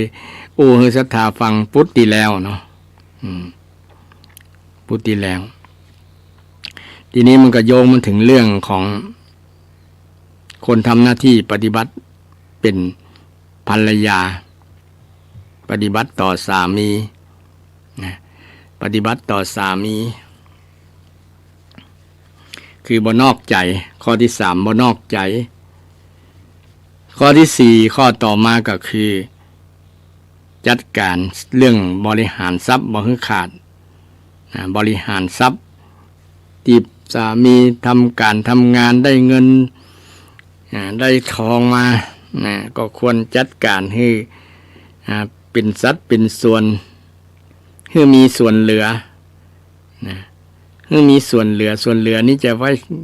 ใจยามจำเป็นมีเงิน100 บาทเนี่ยต้องบริหารให้เป็นสัดเป็นส่วนเส้นสามีภรรยานำเงินมามอบให้ในมือเนี่ย500เป็นต้นเนาะต้องใจให้มันเหลือ ต้องใจให้มันเหลืออย่างน้อยก็เหลือสัก10 บาท20 บาทก็ยังดีเพราะว่าจะได้เป็นทุนเผื่ออนาคตข้างหน้าจะเป็นเรื่องอุบัติเหตุการเรื่องนั้นเรื่องนี้สบะต้องจัดการเรื่องเงินเรื่องทองที่สำคัญคนที่ก่อนนี้ถ้าเงินเข้ามือไม่ยิงแล้วมันจะเหลือในบัญชีเอาฝากธนาคารไว้ยามมีเหตุจำเป็นจะต้องจ่ายก็เบิกมาแต่เดี๋ยวนี้มันบ่ได้เข้าแบงก์แล้วมันหมดก่อนแล้วใจเงินอนาคตเพราะว่าบริหารเงินมัน จะว่าบริหารเงินบ่จ้างก็ดูกระไรอยู่เนาะบริหารเงินบ่พอดีกับรายรับรายรับแต่ใดก็ต้องพอกับรายจ่ายแต่อันจ่ายแต่ใดก็รับแต่อันมันถึงพอดีพอเพียงพอดีพอดีกับสิ่งที่เราทำมาเอามีเงิน100 บาทบริหารเสี่ยงในวันนี้100 บาทก็โอเคแต่ทางมันเหลือสักบาท2 บาทก็ถือว่าเป็นกำไรถือว่าเป็นเรื่องการประกันความบ่แน่นอนอาจจะมีเหตุต่างๆที่ต้องจำเป็นจะต้องใจเจ็บเป็นเอ็นโอนกันเนี่ยแม่บ้านหรือว่าภรรยาเนี่ยต้องบริหารคือโดยเฉพาะเรื่องเงินเนี่ยเรื่องเงินนี้สำคัญมากที่สุดเนาะเพราะว่าเป็นเหตุเป็นปัจจัยในการดำรงชีพถ้าบ่มีเงินก็อยู่บ่ได้ตื่นเช้ามาก็ต้องเสี่ยงสตังค์ ข้าวก็ต้องซื้อด้วยเงินนะอันยังเป็นเงินหมดเป็นเงินเป็นทองหมดนะทุกอย่างทุกนะกระดิกตัวขยับตัวนี่นะขยับตัวลำบากเป็นเงินเป็นทองหมดเลยนะถ้าบริหารตามหลักคำสอนทางพุทธศาสนาเนี่ยมันก็จะเป็นปัญหาถึงวันนี้คนโดยเฉพาะคนไทยเนี่ยเป็นหนี้เป็นแสนนะในศรัทธาเนาะเป็นแสนเป็นหลายแสนนะติดหนี้ติดสินหนี้ครัวเรือนหนี้สาธารณะนี่ทำให้คนเป็นหนี้เป็นสินบ่ฮู้ตัวอย่างแม้แต่อาตมาเนี่ยก็เป็นหนี้ทางรัฐบาลเช่นเดียวกันนะเพราะว่ามีตัวเลขเนี่ยมีชื่อในทะเบียนในประชาชนบัตรประชาชนประจำบัตรประจำประชาชนก็เพิ่นก็หารในจำนวนคนน่ะ70 กว่าล้านคนก็ต้องหารกันหมดนะเฉลี่ยแล้วได้ตกคนตัวใดเป็นหนี้เป็นสินนะฉะนั้นแต่บอกว่ามันอยู่สำคัญที่แม่บ้านเนี่ยแม่บ้านภรรยาเนี่ยคนที่ทำหน้าที่เป็นภรรยาเนี่ยต้องบริหารเงินไผบริหารเป็นบริหารจ้างนะเพิ่นว่าบริหารจ้างเนาะทำให้เงินเหลือได้คนนั้นจะถือว่าสร้างความมั่นคงสถานะการเงินดีนะเงินก็จะบ่ได้มีปัญหา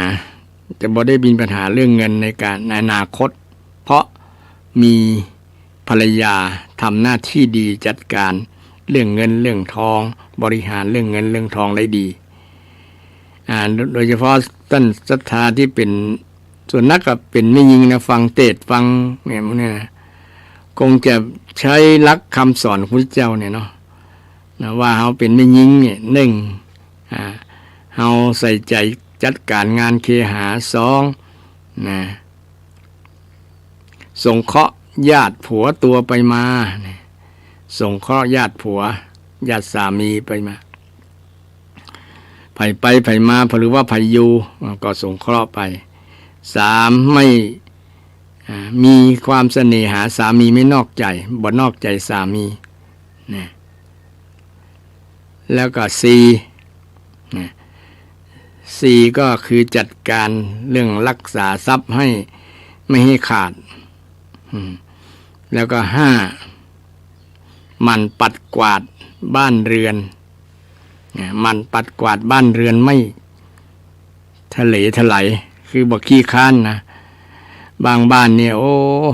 แม่บ้านขี้ค้านนะใหญ่แมงกำปุ้งเนาะใหญ่แมงมุมใหญ่แมงมุมเต็มนะที่นอนเหมือนมุ้งกระต่ายอย่างนี้บ่ปัดบ่กวาดบ่ทำความสะอาดบ่มันถ้วยจานหวานจอนก็บ่ล้างบ่ถูบ่บ้านเรือนก็บ่ถูบ่กวาดนี่มันก็บ่สะอาดมันก็บ่น่าอยู่บางคนบ้านถึงบ่บ้านหลังบ่งามแต่ว่าทำความสะอาดบ่อยๆมันก็ดูดีน่าอยู่นะสามีทำการทำงานมาแล้วมาหันบ้านสะอาดสะอ้านน่าอยู่ที่นอนก็สะอาดสะอ้านห้องน้ำห้องอย่างก็สะอาดหมดนะห้องน้ำห้องนอนห้องโถงห้องรับแขกนี่ก็น่าอยู่เพราะ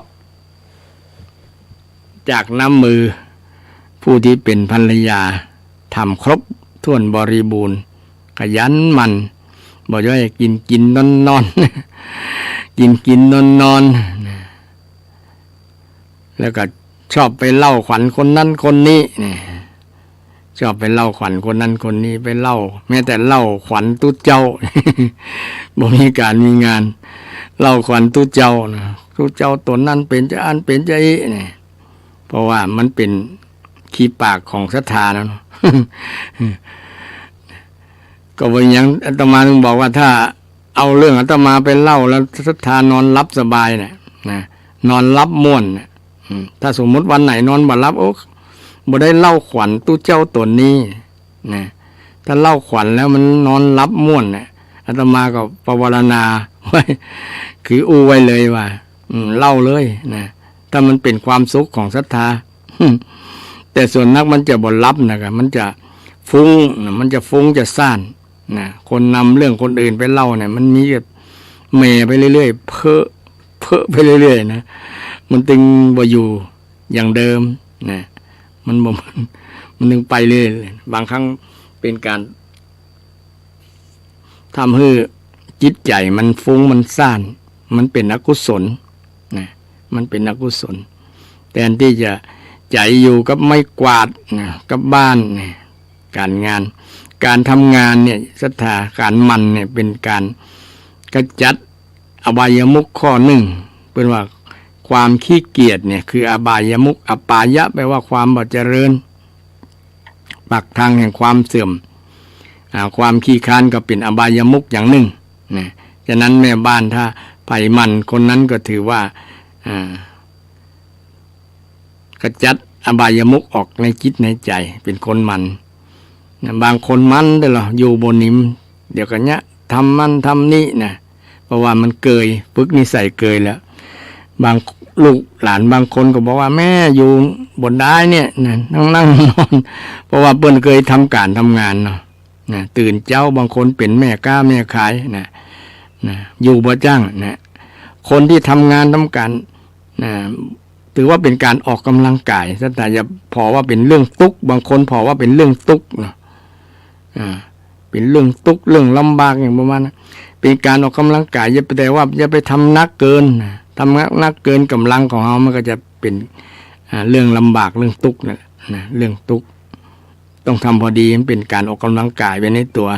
ได้สุขภาพร่างกายดีๆไม่ใช่ว่าการนอนกินนอนบ่ใช่ดีเนี่ยเดี๋ยวก็ตุ้ยเดี๋ยวก็โรคนั้นถามหานะศรัทธาคนที่หมั่นขยันเนี่ยโรคจะไม่ค่อยถามหาเพราะว่ามันขจัดของเสียออกในร่างกายเหงื่อมันออกแล้วมันก็ขับสิ่งต่างๆที่มันอยู่ในร่างกายของนะครับของเสียต่างๆออกแล้วร่างกายจะเบาสบายความขยันหมั่นเพียรเป็นสิ่งดีเป็นสิ่งที่เป็นมงคลชีวิตด้วยกระจัดอบายมุขด้วยความขี้ค้านเนี่ยมันทำลายหลายๆอย่างคนเอาติดขี้ค้านเดี๋ยวนี้นะติดขี้ค้านทำการทำงานน้อยก็จมละนะตุกนั่นตุกนี้แต่ใจมันขี้ค้านนะใจมีขี้เกียจเนี่ยอาตมาอยู่ที่วัดเนี่ยจึงทำเป็นแบบอย่างของศรัทธาเดี๋ยวนี้กำลังก็แปลงกำแพงอาตมาก็ลงมือแปลงกำแพงเองเลยนะแปลงกำแพงเองก็เป็นการสอนโยมทั้งอ้อมนะบ่ใช่อู้อย่างเดียวแต่ทำให้ดูทำให้พอทำให้พนะบางครั้ง มันมีบางอย่างแล้วมันอธิบายเกี่ยวกับเรื่องการจะแสดงธรรมนะ บางอย่างมันจะเข้าลักษณะที่ว่าบางคนอู้แต่บ่ทำอู้เก่งแต่ว่าแต่บ่ทำเหมือนอุปมาอุปไมยว่าอุปมาอุปไมยเหมือนกับฝนกับฟ้าร้องนะบางคนบางครั้งฟ้าห้องอย่างเดียวแต่ฝนบ่ตกแต่บางครั้งตกแต่บ่ร้องบางครั้งบ่ห้องกับบ่ห้องฟ้ากับบ่ห้องฝนกับบ่ตก บางครั้งทั้งตกทั้งฟ้าห้องตัวนี่อย่างที่ว่า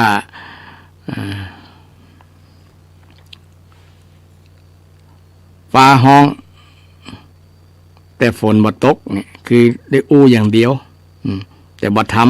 ำอู้อย่างเดียวแต่บ่ทำฟ้าร้องแต่ฝนไม่ตกแล้วมีฟ้าบ่ห้องแต่ฝนตกนี่คือทำแต่บ่อู้นี่ทำอย่างเดียวเหมือนกับบางครั้งเหมือนกับอาตมาบางครั้งบ่ต้องอู้นักบ่ต้องอู้นักแต่ว่าทำให้ดูทำให้ดูเป็นการสอนทั้งอ้อมเป็นวิธีสอนให้ดูว่า ทำได้ในหลักวินัยเพิ่นก็บ่ได้ห้ามล่ะพระสงฆ์ทำนะในสิกขาบทข้อที่6ที่7ของสังฆาทิเศษแต่ว่าต้องทำได้ตามขนาดแล้วก็มีสงฆ์แสดงที่ให้นี่บอกว่าจะแต่งพัฒนาอย่างต่างๆเกี่ยวกับเรื่องการ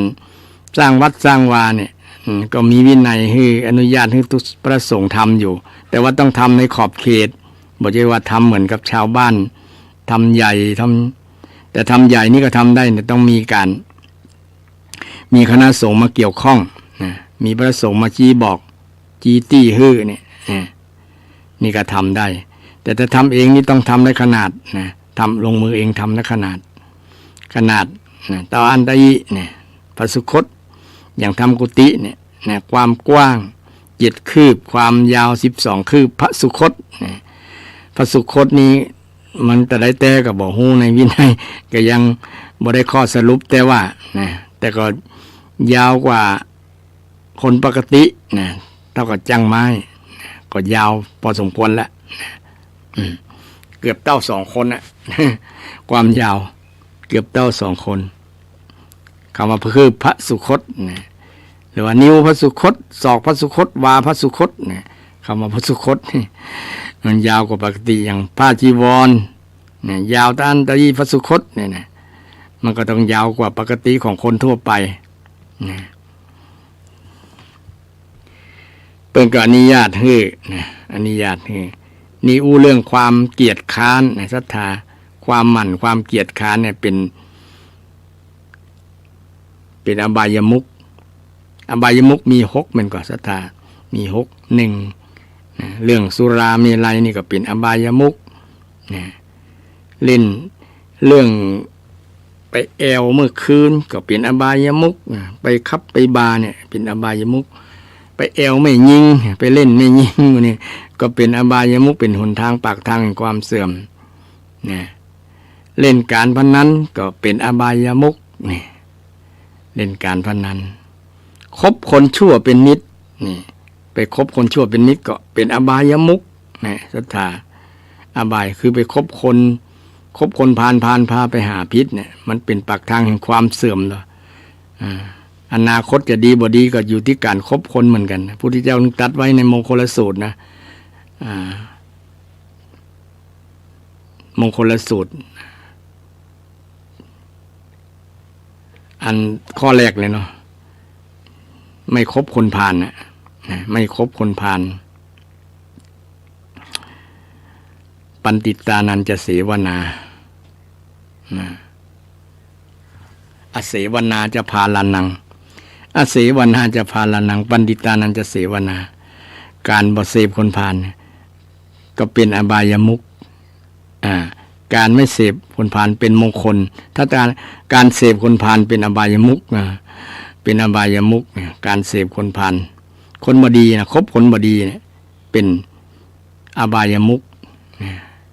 อปายะปากทางแห่งความเสื่อมมุขแปลว่าปากนะอปายะแปลว่าเสื่อมนะถ้าปายะบ่ได้นี่เจริญนะสตามันมีอะนะอะแปลว่าปฏิเสธความเจริญก็เลยแปลว่าเสื่อมนะอปายะแปลว่าเสื่อมนะปากทางแห่งความเสื่อมแห่งความหายนะนะฉะนั้นภัยที่ทำหน้าที่ของความเป็นภรรยาขี้คร้านบ่ปัดบ่กวาดเนี่ยเป็นอบายมุขเด้อบ้านไหนรกรุงรังบ่เพี้ยวบ่พัดบ่ถูบ่กวาดบ่ทำความสะอาดโอ้พอบ่ได้เลยเนี่ยจะเป็นแม่สีเรือนมาแล้วทำให้มันดินพอกหอมดินพอกหางหมูเนาะดินพอกหางหมูทำให้ บ้านบ่น่าอยู่น่าอาศัยบ้านจะน่าอยู่น่าอาศัยก็อาศัยแม่บ้านที่มีความขยันที่จะภรรยาคนที่เป็นภรรยาชื่อว่าภรรยาทำหน้าที่ข้อที่4เนี่ยข้อที่5นะปัดกวาดมันปัดกวาด มันปัดกวาดมันทำความสะอาดคนไหนมันคนนั้นก็ชื่อว่าเป็นทำสิ่งที่เป็นมงคลทำหน้าที่ของภรรยาที่ดีนะภรรยาที่ดีมี5ท่านว่าไว้1ใส่ใจจัดการงานเคหางานบ้านเรือนมีอย่างพ้องที่จะต้องทำงานครัวงานเรือนงานบ้านหรืองานที่อื่นที่เขาทำเนี่ยยิ่งเป็นครูเป็นคนสอนหนังสือก็ต้องทำหน้าที่หลายๆอย่างวันหน้าก็จะนำมาเล่ามาอู้กันอย่างศรัทธาท่านผู้ฟังนี้ก็ต้องทำหน้าที่แห่งอย่างนึงก็คือทำหน้าที่เป็น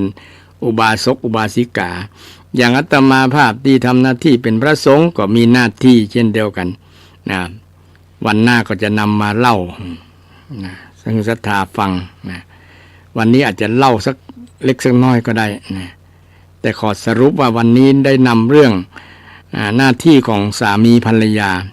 สามีก็มี5นั้นภรรยาก็มี5ลองทบท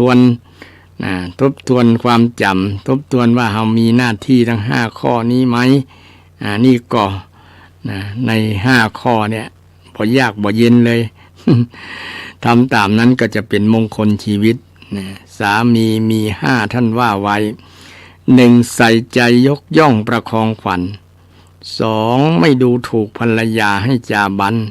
3ไม่นอกใจภรรยาให้วางไว้4มอบ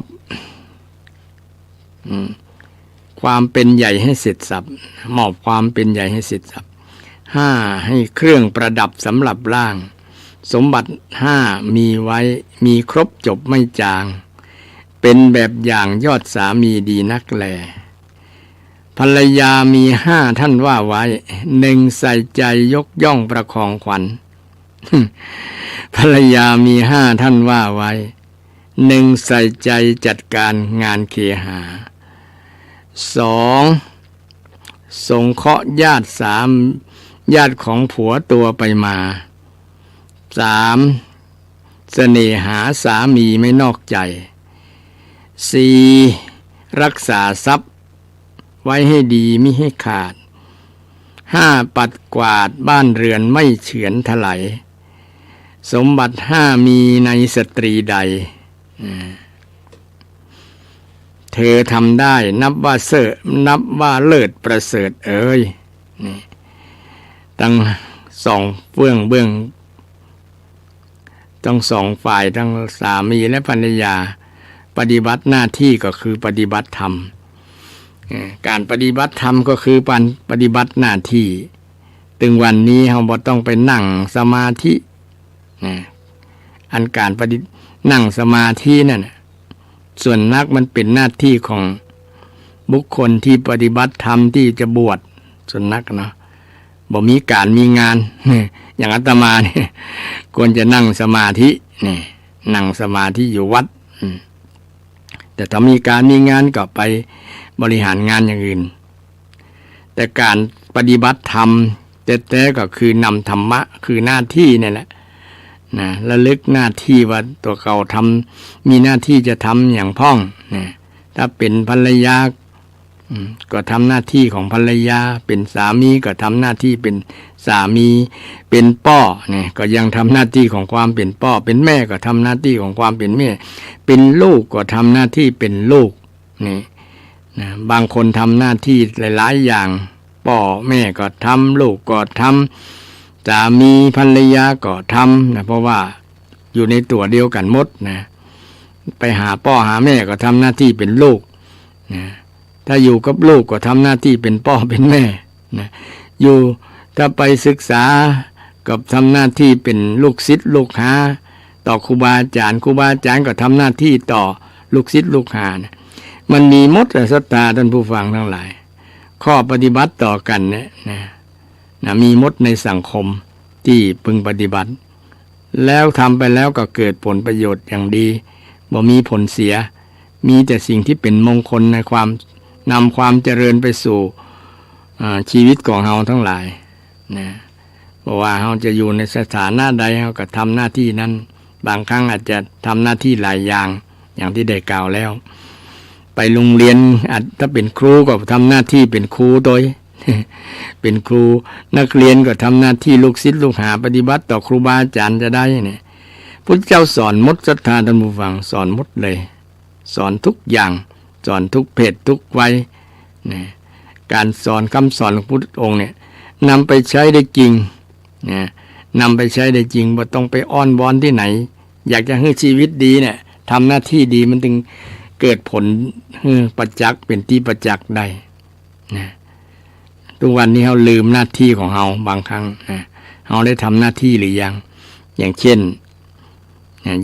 นมีบางวัดบางว่ามีบางศรัทธาบางคนนะก็ไปคุยไปอย่างวัดวานะมีเรื่องราวกระทบกระทั่งกันในวัดในวาหรือวัดวามากระทบกระทั่งกันกับศรัทธาญาติโยมโดยที่เราบ่ได้ศึกษาว่าเราเป็นพระสงฆ์จะทำหน้าที่ปฏิบัติต่อศรัทธาญาติโยมจะได้ญาติโยมปฏิบัติต่อพระสงฆ์องค์เจ้าจะได้เนี่ยพระพุทธเจ้าก็ได้สอนหมดญาติโยมนะเอาเรื่องพระสงฆ์ปฏิบัติต่อศรัทธาก่อนเนาะศรัทธาพระสงฆ์ปฏิบัติต่อศรัทธาจะได้ข้อแรกห้ามศรัทธาบอกให้ทำความชั่ว เหมือนกับพ่อแม่เลยละข้อแรกเนี่ยเหมือนกับพ่อแม่มีหน้าที่สอนลูกเลยนะห้ามอุบาสกอุบาสิกาศรัทธาญาติโยมทั่วไปเนี่ยนะบอกพระสงฆ์เนี่ยมีหน้าที่ห้ามนะหน้าที่บอกนั่นนะบ่ถึงกับห้ามนะบอกอันนี้เป็นบาปเน้อโยมนะบาปนะอันนี้บุญเน้อเนี่ยบอกนะสอนนะมีหน้าที่สอนโยมนะอันนี้บาปอันนี้บุญอันนี้กุศลอันนี้อกุศลนี่บุญควรสั่งสมบาปควรละนี่พระสงฆ์ก็มีหน้าที่แบบนี้ศรัทธาถ้าคิดอกุศลก็ควรละนี่พระสงฆ์ก็มีหน้าที่บอกนะบอกตามที่ได้ศึกษาตามคำสอนพระพุทธเจ้าถือว่าเป็นลูกศิษย์พระพุทธเจ้าก็เป็นตัวแทนของพระพุทธเจ้าพระสงฆ์ก็มีหน้าที่นี่นะหน้าที่ปฏิบัตินะหันศรัทธาญาติโยมทำบาปก็อันนี้เป็นบาปนะโยมเนี่ยนะอันนี้เป็นบุญแนะนำชี้บอกชี้ทางบรรเทาทุกข์ชี้สุขเกษมสารชี้ทางพระนิพพานนะเหมือนกับพระพุทธองค์ทรงชี้ทางให้เฮาพระสงฆ์องค์เจ้าก็เป็นลูกศิษย์นะเป็นสาวกของพระพุทธเจ้าก็นำธรรมะคำสอนพุทธเจ้ามาบอกการนำธรรมะคำสอนพุทธเจ้ามาบอกนี่เป็นการปฏิบัติธรรมเป็นการปฏิบัติหน้าที่ของพระสงฆ์นะของพระสงฆ์ก็มีหน้าที่ข้อแรกคือนะห้ามบอกให้ทำความชั่วอย่างเป็นความชั่วทางกายก็ดีทางวาจาก็ดีทางใจก็ดีนะทางกายการฆ่ากันบ่ดีเน้อ การลักทรัพย์ขโมยทรัพย์ลักสิ่งที่เจ้าของคนอื่นบ่ได้ฮื้อบ่ดีเน้อนี่การประพฤติผิดในกามเล่นจู้สู่ชายเหล่านี้บ่ดีเน้อบ่ดีจะได้ก็เป็นทุกข์ เพราะว่าเป็นบาปภัยทำแล้วบ่เป็นสุขพ่องมันอาจจะเป็นสุขแต่สุขคนละอย่างนะสุขแบบไ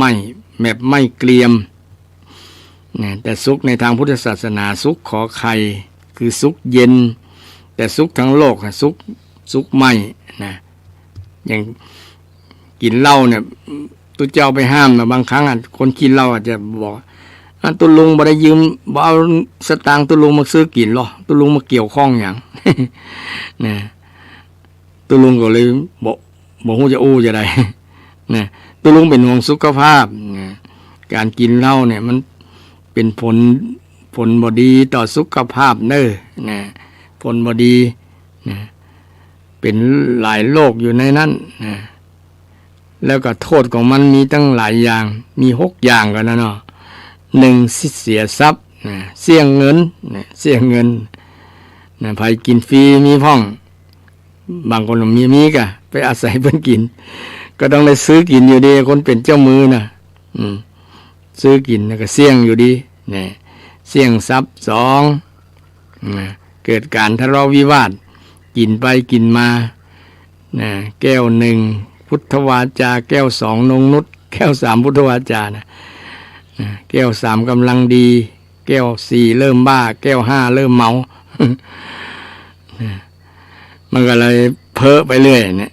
มันก็เป็นเรื่องราวเป็นโทษของสุราตุลุงบอบเดี๋ยวนี้มันก็ตึงบอกเอาเบาะนั่นแหละเพราะว่ามันอยู่ที่ตัวคนได้สำนึกได้คิดคนเดียวเนาะแม้แต่พระพุทธเจ้าก็ตึงสอนบ่ได้บอกบ่ได้ศรัทธาแต่ก็มีหน้าที่บอกอยู่ดีแหละนะด้วยความปรารถนาดีไงความเป็นห่วงเป็นใยต่อสุขภาพนะโดยเฉพาะคนที่กำลังตกอยู่เป็นทาสของเหล้าของสิ่งเสพติดทั้งหลายโดยเฉพาะปัจจุบันเนี่ยโดยเฉพาะลูกหลานเนี่ยเป็นอนาคตเนี่ยอย่างเฮาท่านทั้งหลายเนี่ยก็แหมบ่กี่ปีก็จะตายละกันแล้วเนาะลูกหลานนี่นะแต่ว่ามาคิดบางครั้งก็โอ้จังมันเด้อบ่ใช่ชีวิตเฮาแต่ก็เป็นหน้าที่ก็อดห่วงอดเมตตาอดกรุณาเอ็นดูสงสารลูกหลานบ่ได้นะจำเป็นต้องมาโอ้มาจ่าต้องมาบอกอันนี้บ่ดีเนอะเผื่อเขาจะได้กึดได้มันอยู่ที่เขากึดได้นะถ้าเขากึดบ่ได้ก็อย่างว่าละอย่างพระพุทธเจ้าของเขาเนี่ยก็มีคนกึดได้ล่ะนะมีอริยบุคคลกึดได้อ๋อคำสอนของพระเจ้าถูกแต่ว่านะเพิ่นสอนถูกดีนะถูกหมดบ่มีไผค้านก็มีคนหันตัวอยู่แต่บางคนหันตัวแต่ว่ามันเลิกยากนะอย่างเช่นเรื่องสุราเรื่องสิ่งเสพติดทั้งหลายโดยเฉพาะยาบ้ายาเสพติดทั้งหลายเดี๋ยวนี้มันก็มีอย่างสิ่งเสพติดที่มันแฝงอยู่ในรูปลักษณ์ของดูหน้าบ่ดูหน้ารังเกียจเช่นบุหรี่ไฟฟ้าเนี่ยเดี๋ยวนี้เริ่มแพร่ระบาดมากหลายมันพกง่ายแล้วก็มันมีควันน้อยมันจะมีสารอย่างสารทำลายสมองสารเดี๋ยวนี้มัน คนดาราอย่างนักร้องมันเสพนักเสพบุหรี่ที่ไฟฟ้าเนี่ยนะแล้วก็คนรุ่นใหม่แล้วอ่อนรุ่นใหม่เนี่ยเสพนักกันเพราะมันก็มีศรัทธาโทรศัพท์เข้ามาจะได้อู้ได้ขอรับโทรศัพท์ก่อนเนอะเจริญปอนไปสาท่านพระครูถ้าเป็นโยมแม่นะ3 เดือนโยมแม่จะกิน3 เดือนโยมแม่จะย่างเขาท่าเนาะเขาท่า3 เดือนกินไปเถอะนั่นแหละว่าจะชวนเข้าพรรษาเนี่ยจะชวนศรัทธาอายุได้9 เดือนเขาได้ผลหนักกว่านั้นน่ะเนาะเนี่ยก็ฟังโอ้ด้านบรรยายธรรมเนี่ยเจริญพรขอบคุณเนอะที่ฟังเจริญพรสาธุแม่เพิ่นก็บอกว่าอันถ้าเป็นแม่เนี่ยจะย่าง9 เดือนนะส่วนเข้าพรรษานี่มันน้อยอยู่เนาะนะเอาออกพรรษาเอาย่างช่วงออกพรรษาเพราะว่ามันจำนวนมันนักนะเพราะว่าแต่ละปีมี12 เดือนเนาะเข้าพรรษา3 เดือนออกพรรษา9 เดือนนะเอา9 เดือนดีกว่ามีผลดีไผ่สมาทานนะช่วงจะใกล้เข้าพรรษาแล้วนะนี่เดือน9แล้วเดือน10จะเข้าพรรษาแล้วเนาะนะตั้งจิตตั้งใจจะเลิกละสิ่งเสพติดทั้งหลายเนี่ยก็เป็นห่วงด้วยความเป็นห่วงเป็นใยนี่แหละนะเป็นห่วงเป็นใยก็เป็นหน้าที่ที่บอกนะก็เป็นญาติธรรมบางคนว่ามันบ่ใช่ญาติตุลุงไปอู้เป็นอย่างเป็นห่วงอย่างนะก็เป็นห่วงนั่นนะคนเป็นเปื้อนเกิดแก่เจ็บตายเป็นห่วงหมดบ่ว่าศาสนาใดละที่เป็นเสพติดยิ่งศาสนาบางศาสนาเนี่ยเปิ้นเข้มงวดดีนะศรัทธาเรื่องเหล้าเรื่องบุหรี่นี่นะมีอยู่แต่มันมีน้อยเช่นศาสนาอิสลามเนี่ยอาตมาว่าเปิ้นเข้มงวดดี เรื่องสิ่งเสพติดทั้งหลายโดยเฉพาะเรื่องยาเปิ้นเข้มงวดดีเปิ้นก็ให้อยู่กับพระเจ้าทั้ง5เวลาก่อนสตาอย่างศาสนาอิสลามเนี่ยนะจิตใจของคนเฮาอยู่กับพระเจ้าอยู่กับพระเจ้า5เวลากว่าคนจะไปทำความชั่วนะให้จิตใจมันอยู่กับความดีก็เป็นกุศโลบายส่วน คำสอนอย่างอื่นที่อาจจะนั้นก็บอกขอวิจารณ์แต่คำสอนบางอย่างดีนะก็มาขอสนับสนุนนะเพราะว่าบางครั้งบางอย่างมันก็เข้ากันนะคำสอนนะก็เป็นสงวนเนี่ยเพื่อนว่าเนี่ยสงวนส่วนแสวงส่วนร่วมนะแสวงส่วนร่วมสงวนส่วนต่างนะแสวงส่วนร่วมอย่างส่วนที่มันร่วมกันได้มันเข้ากันได้ก็ไปตัวกันก็บ่มีปัญหาแต่ส่วนต่างก็เอาละในที่เข้าใจ เพราะว่าเอาจะว่าอันศาสนาใดดีกว่ากันก็ว่าบ่ได้แต่ศาสนาใดสอนถูกกว่ากันนี่อาตมาอู้เต็มปากนะอาตมาอู้เต็มปากเลยว่าศาสนาใดสอนถูกกว่ากันเนี่ยนะอาตมาว่าศาสนาพุทธเนี่ยสอนถูกกว่าแต่ศาสนาใดดีกว่ากันเนี่ยอาตมาบอกว่าบางคนอาจจะชอบศาสนาไหนมันเหมือนกับคนกินข้าวเนาะชอบกินคนละอย่าง คนนี้อาจจะว่าอันนี้ดีนะคนนี้อาจจะว่าอันนี้ดีกับข้าวนี้ล้ำ เหมือนกันกับศาสนานะบางคนก็ชอบต่างกันแต่ว่าถูกบ่ถูกเนี่ยสามารถพิสูจน์ได้เลยนะ2 บวก 2เป็น4นี่ลักษณะเนี่ยคำสอนพุทธเจ้านะ2 บวก 2เป็น4ทำดีดีทำชั่วชั่วแน่นอนนะทำดีดีแน่นอนทำชั่วชั่วแน่นอนเป็นลักษณะนี้นะบอกว่าใครจะทำก็ตามนะเหมือนกัน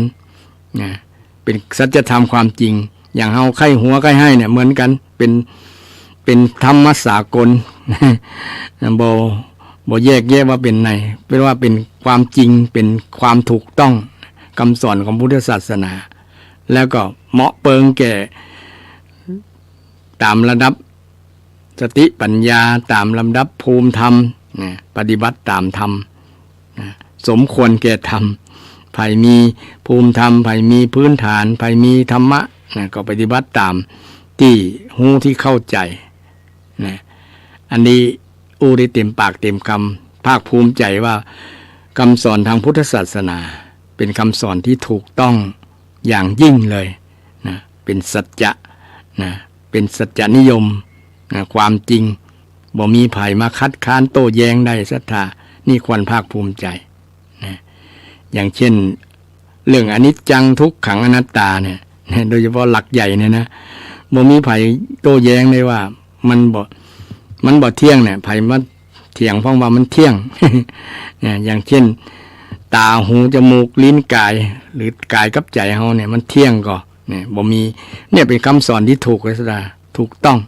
เนี่ยบ่มีไผเถียงได้เนี่ยร่างกายเฮาแก่ก็แก่หมดเนี่ยพุทธเจ้าสอนบ่เป็นอนิจจังบ่เป็นนิจจังบ่คือบ่เป็นนิรันดร์น่ะบางศาสนาเพิ่นสอนนิรันดร์เหรอนิรันดร์อยู่กับพระเจ้าเป็นนิรันดร์ มันบ่อย่างมีนิรันดร์บ่มีสิ่งที่เป็นนิรันดร์นะเป็นอนิจจังและอนัตตานะทุกขังเป็นสภาวะ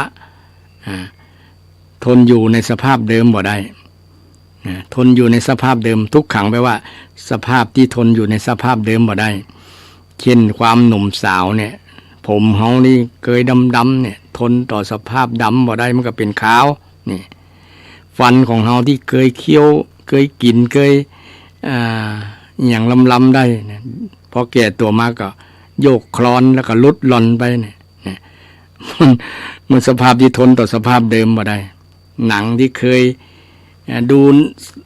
เนียนดูเต่งตึงมันก็เหี่ยวย่นเป็นฝ้าเป็นไฟเป็นเนี่ยคำสอนแบบเนี้ยคำสอนถูกความจริงมันถูกต้องนี่ญาติโยมเนี่ยบ่มีศาสนาสอนโดยเฉพาะอนัตตาเนี่ยไม่ใช่ตัว นะไม่ใช่ตัวจริงไม่ใช่ตัวเรานะนี่บ่มีไผสอนนะพุทธเจ้าสอนอย่างเดียว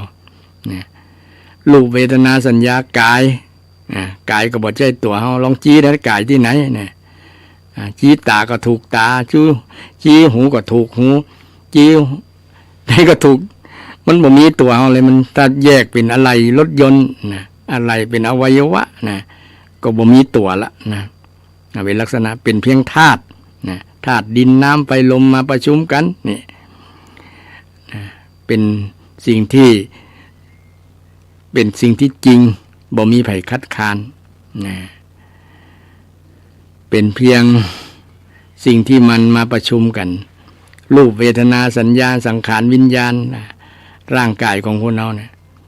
มันบ่ใช่ตัวมันเป็นเพียงขันธ์เพียงธาตุนั้นน่ะเป็นธรรมชาติที่มาปรุงแต่งที่มาผสมประสานกันมารวมตัวกันนะมารวมตัวกันเนี่ยเป็นความจริงเป็นอนัตตาไม่ใช่ตัวแต่เดี๋ยวนี้ส่วนหนึ่งเฮายึดว่าเป็นตัวเฮาตั้งแต่เฮาเกิดมามันก็เลยยึดตั้งแต่นั้นมาเฮาก็มีความรู้สึกว่ามันตัวเฮาแล้วเนี่ยไผมาด่าก็โคตรมันด่าตัวเฮาจริงบ่มีตัวเฮามีแต่ธาตุกับขันธ์ด้านนะรูปมาทำนามมาทำด้านนะนี่ถ้าคิดแบบนี้ถ้าหันแบบพระเจ้าเนี่ยจะหันความจริงเนี่ยพระเจ้าสอนความจริงให้คนหันความจริงอย่างลึกซึ้งสุคัมภีรภาพ ลึกซึ้งอย่างยิ่งนี่คำสอนนะคำสอนตะกี้เรื่อง เรื่องหน้าที่ของพระสงฆ์สอนว่าอันนี้บาปอันนี้บุญอันนี้เล่า ทำมีโทษเนอะกำลังเล่าศรัทธาก็โทรมาว่าจะขออธิษฐานจะงดเรื่องอบายมุขภายนอกพรรษาดีกว่า9 เดือนก็อาตมาก็หันตัวนะยิ่ง12 เดือนยิ่งเป็นการดีนะเป็นการดีต่อสุขภาพของเราเนาะเราอยากมีสุขภาพดีสุขภาพกายดีบางคนเนี่ยเลิกได้แล้วนะมันชนะใจตัวเก่ามันน่าภาคภูมิใจร่างกายก็เข้มแข็งก็มีคนที่บ้านสันอุ้มมีหลายคนนะ3-4 คนแล้วแต่มาหันด้วยความตั้งจิตตั้งใจแล้วหันสุขภาพเขาดีขึ้นทันตาเลยร่างกายก็มีผิวพรรณวรรณะดีนะสุขภาพแข็งแรงการทำงานอย่างคล่องแต่ก่อนนี่มีแต่พร้อมมีกระดูก พอเลิกได้แล้วเนี่ยสุดยอดนะไผก็ชื่นชมนะสุขภาพก็ดีคุณภาพชีวิตก็ดีพ่อแม่ก็ม่วนอกม่วนใจเนี่ยมันดีไปหมดนะคนก็อยากจะเอามาเป็นถ้าเป็นผู้ชายก็เป็นนะเอามาเป็นสามี อยากจะมีคู่ครองตัวนะเพราะว่า เดี๋ยวนี้มันสังคมส่วนหนึ่งส่วนหลายทีเดียวละเยาวชนติดสิ่งเสพติดติดสิ่งเสพติดติดสิ่งเสพติดก็เป็นที่น่าเอ็นดูน่าสังเวชสลดใจทีเดียวว่าคนอนาคตของชาติแล้วเนี่ยถ้าติดเราทิศยาแล้วอนาคตจะเป็นจะได้จะนำประเทศไปจะได้นะจะบ่ถูกประเทศอื่นมา มายึดครองมายึดครองกันเนี่ยยึดครองแต่มาขึ้นอย่างตีแล้วมันบ่ใช่ของเฮา มันบ่ใช่ประเทศเฮานึกถึงคำสอนพุทธเจ้าแล้วนะอันอย่างก็บ่เป็นของเฮาจังเถอะแล้วแต่เหตุปัจจัยละนะแล้วแต่บุญแต่กรรมของเขาเด้อนะก็เนี่ยโปร่งวางแบบนี้แล้วก็ บางครั้งก็บอก บ่อยากให้มีใจอยากจะเนาะ เพราะว่าแล้วก็มันก็บ่ได้ผลหยังนะเพราะคนฟังก็บ่ได้คนก็บ่ได้ฟังคนที่ติดสิ่งเสพติดทั้งหลายส่วนนักก็จะบ่มาฟังละนอกจากฟังในพุ่นน่ะในคอกในตารางนะในคอกในตารางในคุกเนี่ยไปหันในทันสถานโดยเฉพาะไม่ยิงหน้าตาก็จัดดีนะการศึกษาก็มีแต่ว่าเนี่ยมันผิดพลาดโดยความตัดสินใจนี่แหละการกระทำผิด แต่ก็บด แต่ก็ยังบ่ขวายแล้วนะเพราะว่ายังเป็นหนุ่มเป็นนั่นอยู่นะมันแน่นนะมันนักนะมันนักมีนักนะเนี่ยนี่หรือแม่ แม่ที่จะเป็นแม่ของลูกในอนาคตนะก็มาคิดอยู่ แต่ถ้าว่าคนทำพิษได้ชั่ว7 ทีดี7 หนเนี่ยบางคนนี่มันเหมือนเดิมนะ3 ครั้ง 4 ครั้ง 5 ครั้งกันแล้วนะมันบอกปรับพฤติกรรมนะยิ่งสังคมยิ่งมองบุคคลที่เคยผิดพลาดแล้วบ่ยอมให้อภัยกันนี่ก็ลำบากอยู่เนาะบ่ยอมให้โอกาสบ่ยอมให้โอกาสแล้วก็ถูกสายตาที่ทิ่มแทง สุดสายตาที่สบประมาทกาที่มองในบ่เป็นมิตรเนี่ยนะยิ่งซ้ำเติมยิ่งทำให้เขาประชดประชันทำสิ่งที่บ่พึงปรารถนาได้ง่ายก็เป็นที่เอ็นดูสงสารนะเอ็นดูสงสารสังเวชโดยคนเอาอย่างมาถึงชีวิตช่วงจุดนี้ของชีวิตขนาดนี้นะเพราะมาคิดได้ว่าเพราะเราบอกให้ความสนใจเรื่องธรรมะนั่นเองนะมันยังขาดต้นทุนขาดภูมิธรรมขาดนะฉะนั้นคนที่เกิดมาเนี่ยควรจะ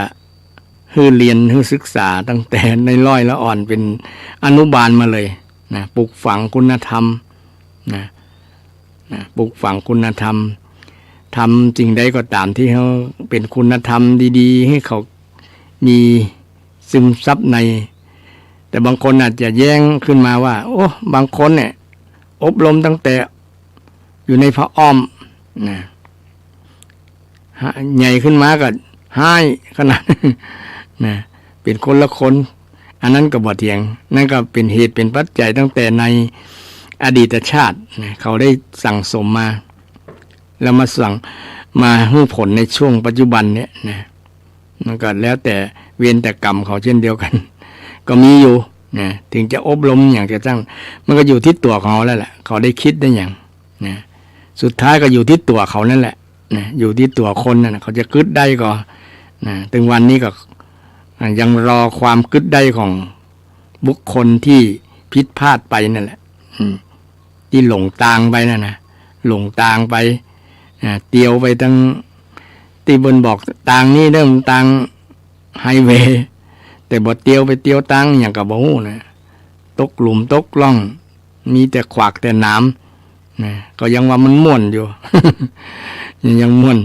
ทางมรรคมีองค์8นี่บ่เตียวไปเตียวทางอื่นทางพระพุทธเจ้าที่สอนนะบ่เตียวนี่พระพุทธเจ้าสอนไว้ว่าคนเฮามีหน้าที่แบบนี้ไม่นี่เนอะนะทำหน้าที่ตามที่พระพุทธเจ้าได้สอนไว้ก็จะบ่มีปัญหาแต่ส่วนนักคนมองความสำคัญบอกคือความสำคัญนั่นแหละเรื่องการนับถือศาสนาว่าศาสนาเป็นเรื่องของคนแก่คนเฒ่าเป็นเรื่องของคนว่าอายุ60-70ไปแล้วนะคนเข้าวัดเข้าวาอันจริงธรรมะเป็นเรื่องของทุกเพศทุกวัยนะทุกเพศทุกวัยเลยแหละนะทุกคนเลยแหละนะแต่ละคนก็ทำหน้าที่ของตัวไปคนละอย่างหลายอย่างบางคนก็ทำหน้าที่เป็นพ่อเป็นแม่เป็นลูกเป็นครูบาอาจารย์ก็มีนะแล้วแต่เราจะทำหน้าที่ช่วงไหนที่อยู่กับบุคคลใดนะอยู่กับลูกเขาก็ทำหน้าที่เป็นพ่อเป็นแม่หรือว่าอยู่กับพ่อกับแม่เขาก็ทำหน้าที่เป็นลูกนะอยู่กับครูบาอาจารย์ก็ทำหน้าที่เป็นอบรมลูกศิษย์ลูกหาเป็นลูกศิษย์ลูกหาก็ปฏิบัติต่อครูบาอาจารย์ซึ่งเป็นข้อปฏิบัติประจำวันอยู่แล้วแต่เขาบอกฮู้บ่ได้นะปัจจุบันบางคนมีอยู่มีอยู่ตะกี้ได้อู้เรื่องหน้าที่ของพระสงฆ์ข้อแรกห้ามบาศกอุบาสิกา บอกให้ทำความชั่วเนี่ยห้ามบอกให้ทำความชั่วบอกอันนี้บ่ดีเนอะนะประสงค์นี่เหมือนกับอันไฟจราจรคือไฟเหลืองเนี่ยเปิ้นหันเปิ้นคล้องผ้าสีเหลืองๆสีส้มๆสีส้มๆอันจริงผ้าสีจีวรเนี่ยสตาสีเหลืองนี่เปิ้นห้ามนะสีเหลืองเปิ้นห้ามนะแต่ถ้าสีส้มสีย้อมด้วยน้ำฝาดนั่นนะเปิ้นอนุญาตหมดนะเปิ้นจะห้ามอยู่มี7สีเนาะสีแดงสีดำสีเขียวสีอย่างสีม่วงสีแสดสีชมพูเนี่ย6-7 สีนี่แหละเปิ้นห้ามนอกนั้นอนุญาตได้นะนอกนั้นครองได้หมดเลยจะตาจะหันว่าตุเจ้าครองภาคคนละสีแล้วก็สีนั้นสีนี้นะก็เปิ้นห้ามจริงๆก็มี6-7 สีนั่นแหละนะ7 สีนะมีสีดำก็นะแต่ตุเจ้าไหนใส่สีดำก็แสดงว่าสีครองผ้าที่พุทธเจ้าห้ามตุเจ้าไหนครองผ้าสีเขียว แสดงว่าบ่เคารพพระพุทธเจ้า ตุเจ้าครองผ้าสีชมพูนี่ก็นะตุเจ้าไหนครองผ้าสีเหลืองเหลืองบรรน้อยเหลืองบรรนาวเนี่ยนะเหลืองตั้งบ้านอาตมาเหลืองนะเหลืองเนี่ยแบบมันก็มีอย่างก็มีเพลงมีอย่างบ้านสีเหลืองจีวรสีเหลืองนะจีเหลืองตามลักวินัย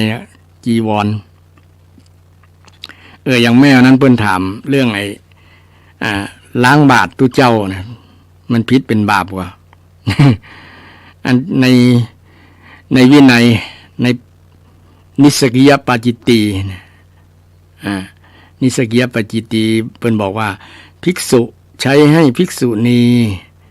นะใช้ให้ภิกษุณีซักจีวรให้ภิกษุณีที่บ่ใช่ญาติภิกษุณีที่ไม่ใช่ญาติไม่ใช่ปวารณาไม่ใช่ญาติก็คือญาติ6-7 ชั่วโคตรเนี่ยนะ7 ชั่วโคตรภิกษุณีนั้นถ้าบ่ใช่ญาตินะก็ถือว่าเป็นอาบัติเป็นความผิดเป็นบาปของตุเจ้าภิกษุณีนั้นบ่เป็นบาปนะศรัทธาก็บ่เป็นนะบ่เป็นแต่ตุเจ้าจะเป็นบาปตุเจ้านะแต่ถ้าศรัทธาเป็นปวารณาว่าไว้นะอัฐบริขารจีวรก็ดีบาทอย่างหุ้นนะถ้าศรัทธาปวารณาไว้ศรัทธาโอ้หมดเวลาแล้วนะสุมาไฟ เพลินหมดเวลาหมดแล้วนะศรัทธาเพลินเนาะ15:03 นาทีขอนำรายการจากท่านผู้ฟังไปก่อนวันหน้าจะนำธรรมะมงคลมาฝากศรัทธาใหม่วันนี้ขอเจริญพรเนอสาธุ